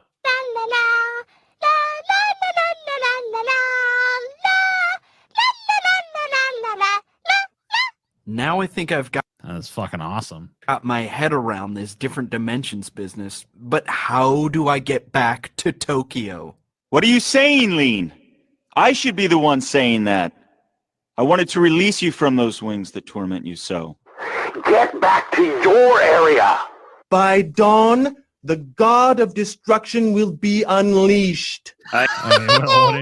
By dawn, the god of destruction will be unleashed. You know, I want some like Vincent Price sounding motherfucker to tell me that shit. Not like, yay, guess what?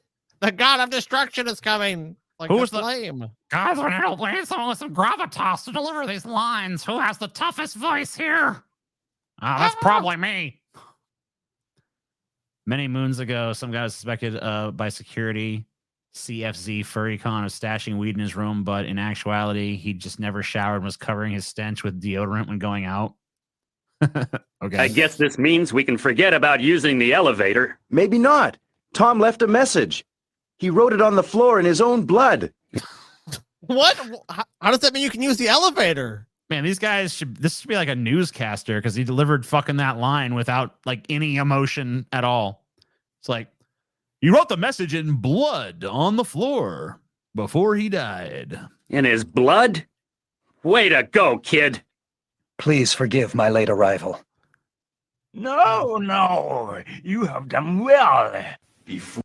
Amazing. Before you die, I'm going to tell you a little secret, just to make it so you really don't want to die. I mean, what the fuck? Pretty sure my not wanting to die level is pretty much already maxed out and stuff. So Explains it. That smell wasn't this toilet. It was a dead body. Just the mystery is solved at last. Messing around here or there, whichever way the wind blows. Another body. Something tells me I'll be seeing a lot of these. I can only die once. I'm happy that you've killed me. I have to. Okay. Oh yeah, you are okay. Disaster report. To stay alive and write this article before I die. Okay. I heard that this facility has a number of areas inaccessible to the regular researchers. Even the mighty Ramses is taking me for a wimp, asking me to battle with a girl. Oh, Hey, that's 100% just reading a script poorly. Just cut the conversation and watch out for my whip. Man. Okay. Mankind has always been the poison. Ihadolka, the absolute being. She is female, 23 years old. Bad. I Bad. love you more than anyone else. I think these people tried to cover up for their terrible voice acting by just throwing an echo effect on everything. Like, oh man, that'll make it sound fucking awesome. Just throw an echo effect on it. This sucks. You guys got any echo effects or anything you can do? Yeah, you know, It's amazing. You take some fucking really shittily read voice acting dialogue, you throw an echo effect on that son of a bitch, and it's like, wow, it's got gravitas now. Now that you mention it, a lot of games did that effect. Like especially like PlayStation games. Hi, what a cute boy. Interested in my body, aren't you? Not interested. Oh, you're into that. I like girls, but now it's about justice. I have I mean, hey, you know, he knows what he wants. He wants justice. to jump that crevice. You must recover all the energy immediately, Mega Man. You might recover all the energy immediately, Mega Man. Dude, like perfect. Take two? No, fuck it, take dude. two, Good goddamn enough. it. It's like the shit in the movie Ed Wood where he runs into the set and it's like, he ran into the set. Should we take that shot again or do that scene again? No, it's perfect. You must recover all the energy, Mega Man. Mega Man, you must recover energy. Okay, Mega Man? Maybe we should wait till he's not drunk and eating a sandwich to record these lines. No, he's good. He did fine. It's fine. But where is Dr. Wily? That's a good question. That's a good question. What? That's a good question. question. Good question, yeah. We may be able to locate another energy emission from the radar room. When we find that meteor, we'll find Dr. Wily. What? Dr. Wily. Dr. Wily. Wily. He's got fucking speech impediment or something. Like, really? Oh, Dennis! Help me, Dennis! It would seem that a power much greater than mine has decided that mankind must live. I can only bow to that decision. That's a bad decision. Ugh. Should have let it die. Ugh. Should have let it die. I know we made the furry thing because I saw the person give money, so. How to be a furry. I want to know.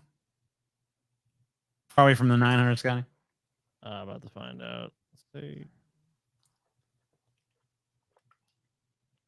We're currently at 780, so get $120 to go to our final goal, which is big Christian YouTuber rages at New California law.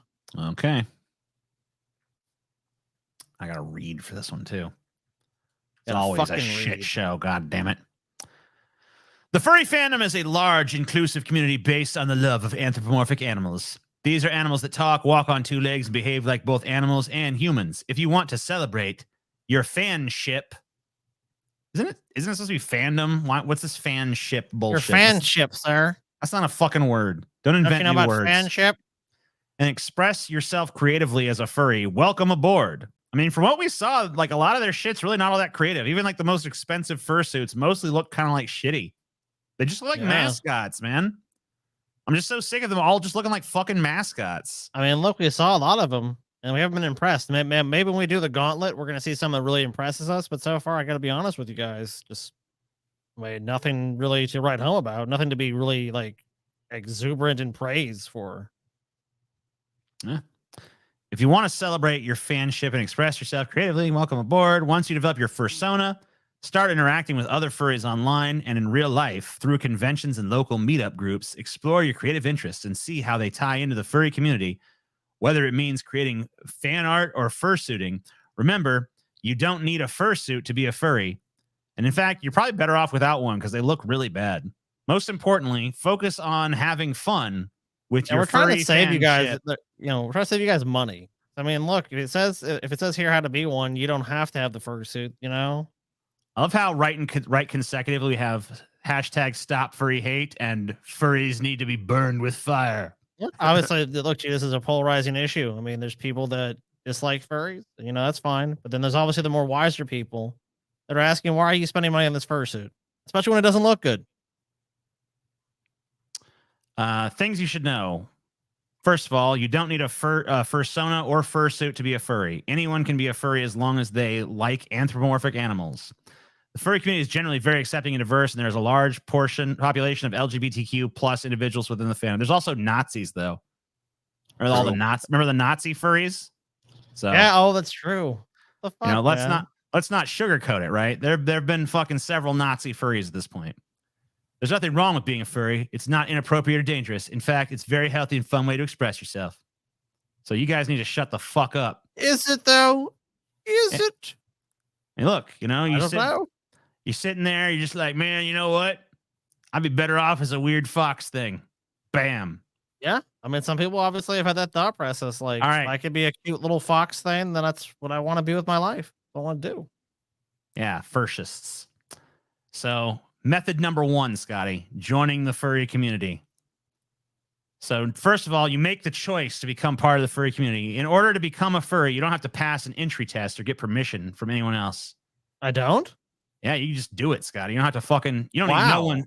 Okay. Yeah. Open admission, Scotty.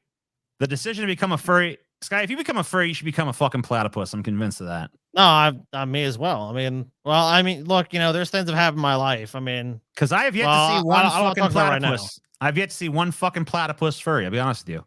Well, you know, I obviously haven't looked very far. That's all I have to say. I mean, look, there's obviously stories that have to come out when we do the show, but I mean, maybe it has been done.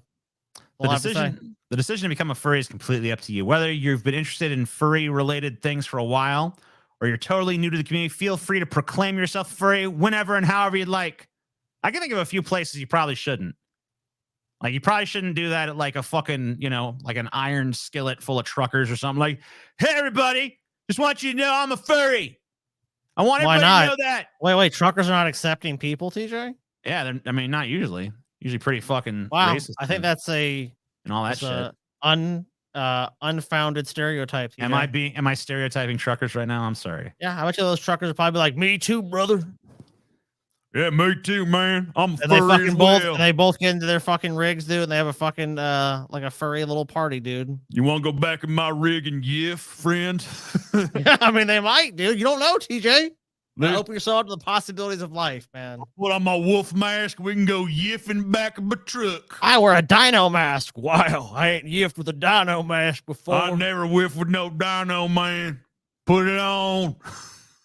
If you want to create your own furry-related characters, meet other like-minded people, and or visit furry conventions, you'll probably love being a part of the furry community. Well, yeah, no shit. Anybody who would enjoy that fucking already is a furry. But it'd also be totally okay to be part of the community without calling yourself a furry. Well, I disagree with that. You're fucking in denial at that point.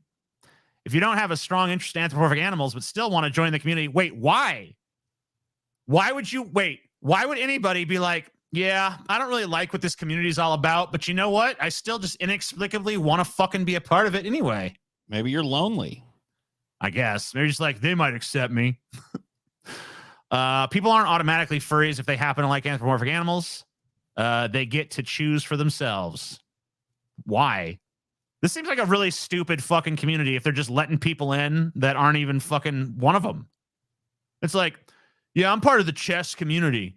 It's like, oh, what's your high? I don't play chess, you know, but I'm part of the community. You know, I just like hanging out with chess people.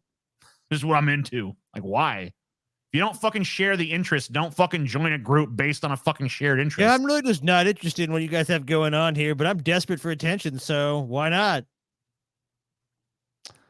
Participate in online furry groups and discussion boards. Since the furry fandom is a global one, most furry activity happens on the internet. Yeah, because most of these people don't like to socialize in real life, if we're honest. Try the mobile app Furry, Animo, or websites like So Furry and Fur Affinity. Create an account and start commenting, posting, and connecting with other users. Like, can we just talk about how, like, no shit this is right now? Like, who the fuck doesn't know how to do this shit? Like, hey, if you want to join a community, you should probably, like, go to that community and, like, start interacting with it and stuff. TJ, how do you answer these charges? TJ's a furry in denial. That's fucking ridiculous. Ridiculous. Is it really ridiculous though, TJ? Yeah. I mean, I think all furries should be fucking killed. Or is it someone that's watched you for years and has put the pieces together? No, Scotty. And is making a substantive, I would say, argument and putting forth. I think it's very possible that TJ is actually obsessed with the furry community. Yeah, you don't ever fucking stop talking about how you want to fuck cartoon bunnies and shit. So I think that's pretty much. How does that make me a fucking furry though? Anthropomorphic animals. I mean, we had this. We explained. What I it's explained about. this. I explained this whole thing when we did the fucking Lola Bunny versus Judy Hopps. I mean, did you truly explain it though, TJ? Yeah, Or did you make a lot of excuses for your behavior? I laid it out in fucking crystal clear, goddamn detail, Scott. I'm up to beg to differ with you, TJ. No. Well, I mean, I can. No, I Sky, will. that's ridiculous. Or hop into the furry community on Reddit. Our furry is a very active. I guess that's true.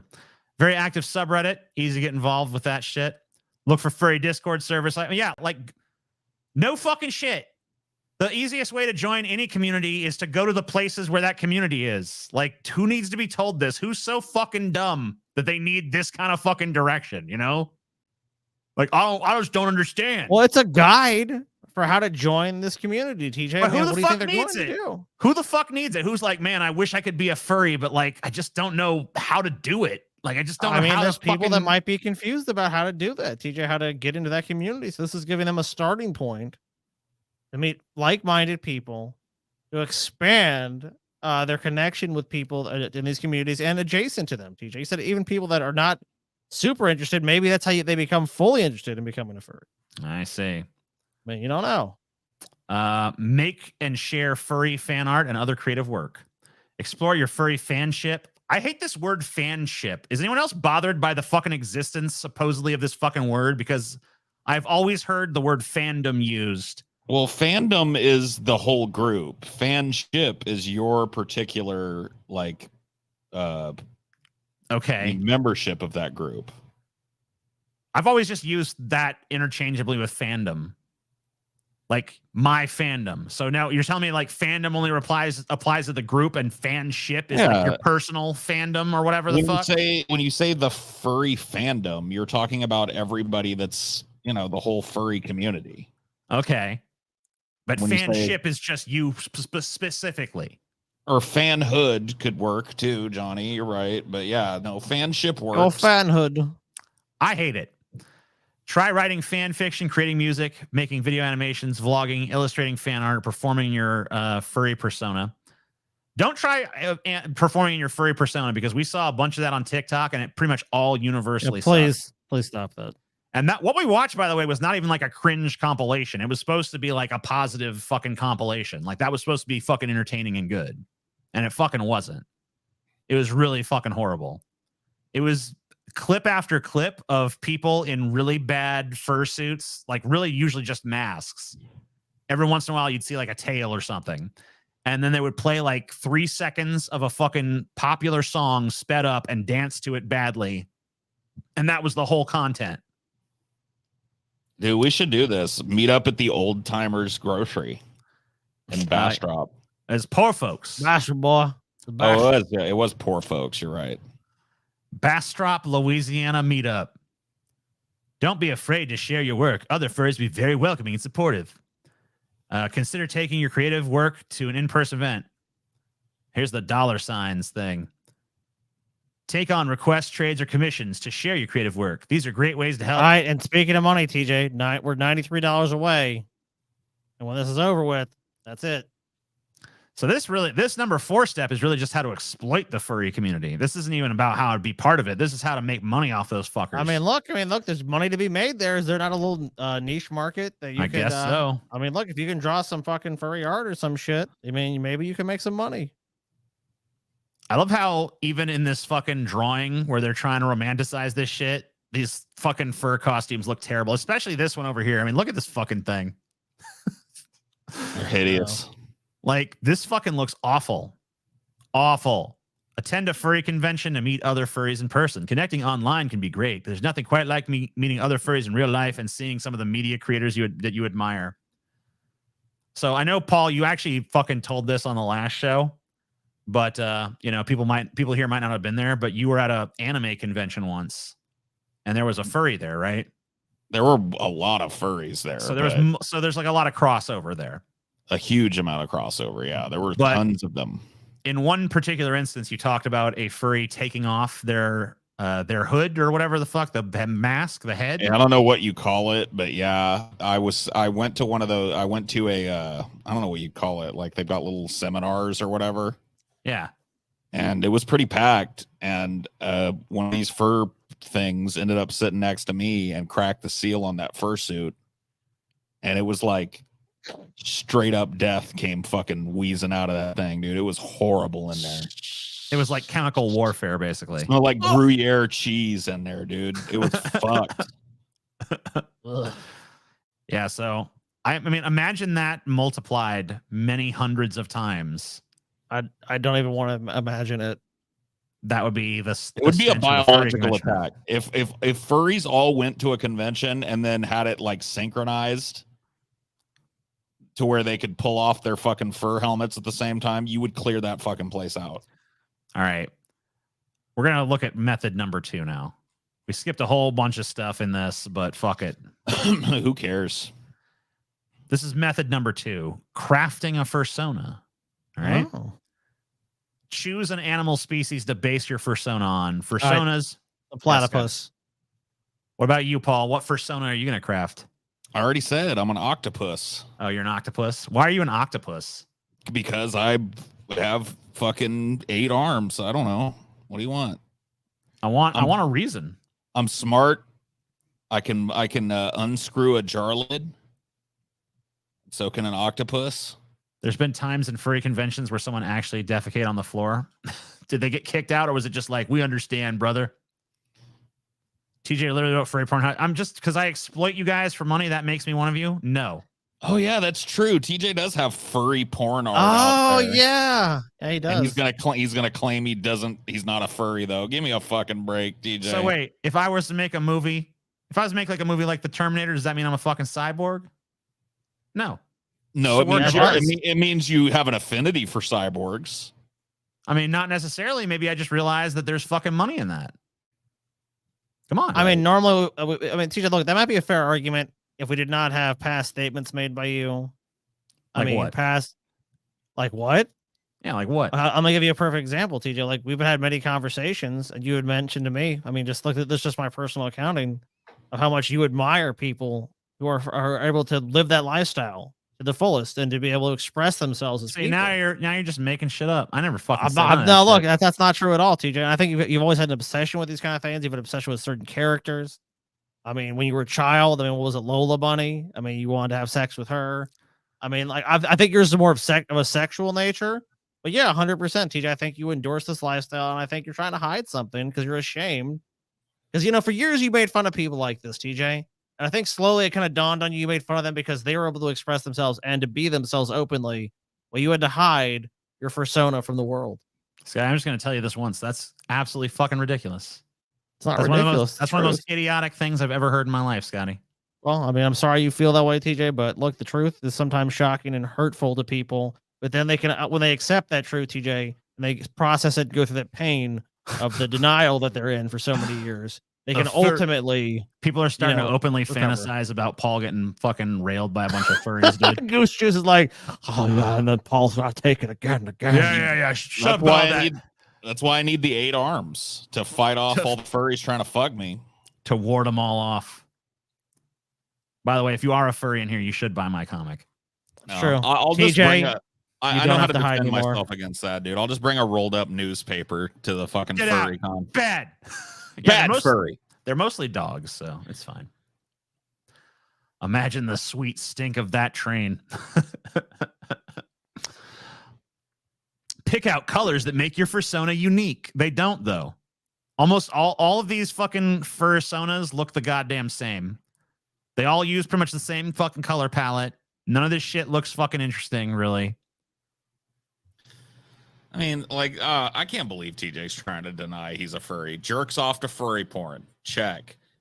Went as far as to write his own furry comic series. Check. I mean, it's not a series. There's just one. There's only one. Talks constantly about how he wants to fuck anthropomorphic animals. Check. I mean, come on, dude. How many boxes do you need to tick over here? Listen to Top Weave, TJ. All right. TJ, you don't have to hide anymore. I ain't hiding shit. If I was a furry, I'd be furry and proud. TJ, you don't have to hide anymore. I'm not furry gay. and proud. I'm not gay. I just like sucking dick and juggling balls and taking it in the keister, you know?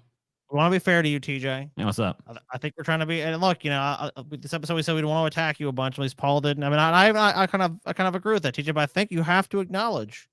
The link to my furry comic is on my Twitter, by the way. I mean, look, promoting. All right. I mean, TJ, Paul. Hey, Paul, how's your furry comic going? Don't have one.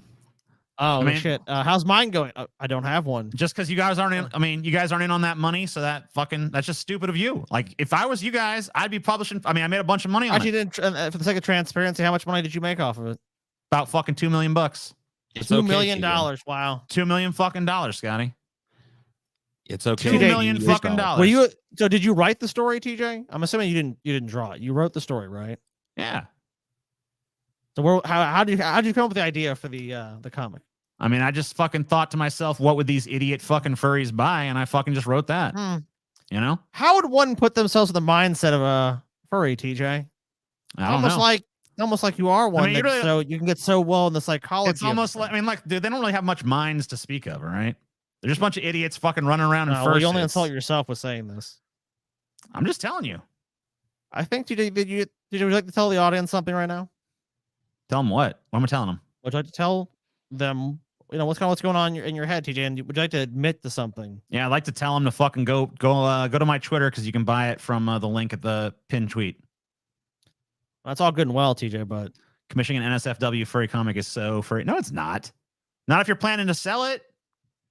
No, look, TJ, you've been called out by several people that are obviously in this community. I mean, this is just yet another. I mean, look, look, TJ, they're out in the wild there, TJ, and they can see one of their own. They can recognize one of their own. There's another fucking meme that you guys are fucking pushing. It's not a meme. Just like the whole TJ. Look, there's definitely been memes on the show, obviously, TJ, where we've been, obviously we played it up. But this is one I do not think we have to even play it up, TJ. I think there's like tangible, actual proof that you are into that lifestyle. Or maybe you're not so okay, I'm not gonna say you go so far as going to conventions or something.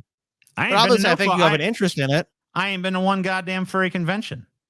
Not one. I believe you haven't. That's only because of laziness, not because that you don't actually want to attend.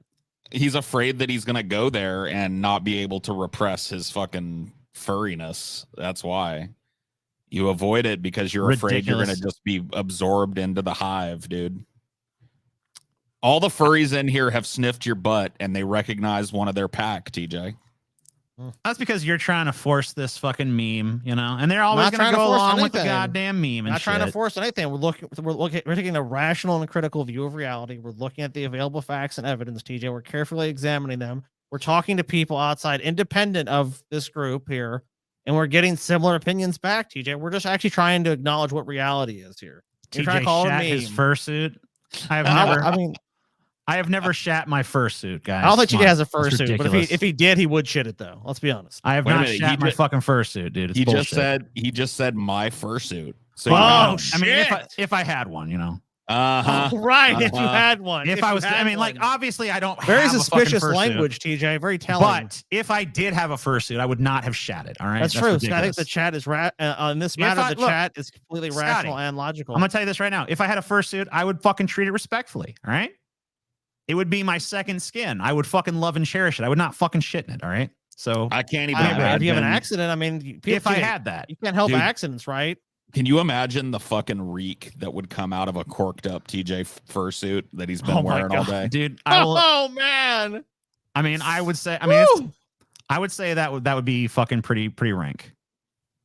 That would be pretty bad. Dude, it'd be like smelling salts hitting your freaking nostrils, dude. This is about how to get a fursuit, and they're very expensive. But I guess that's it. That's all. All right, guys, let's go and check. It's probably about all the hay we can make out of that. So I'll check Streamlabs. Check YouTube. You guys got close tonight, but it looks like no cigar. All right.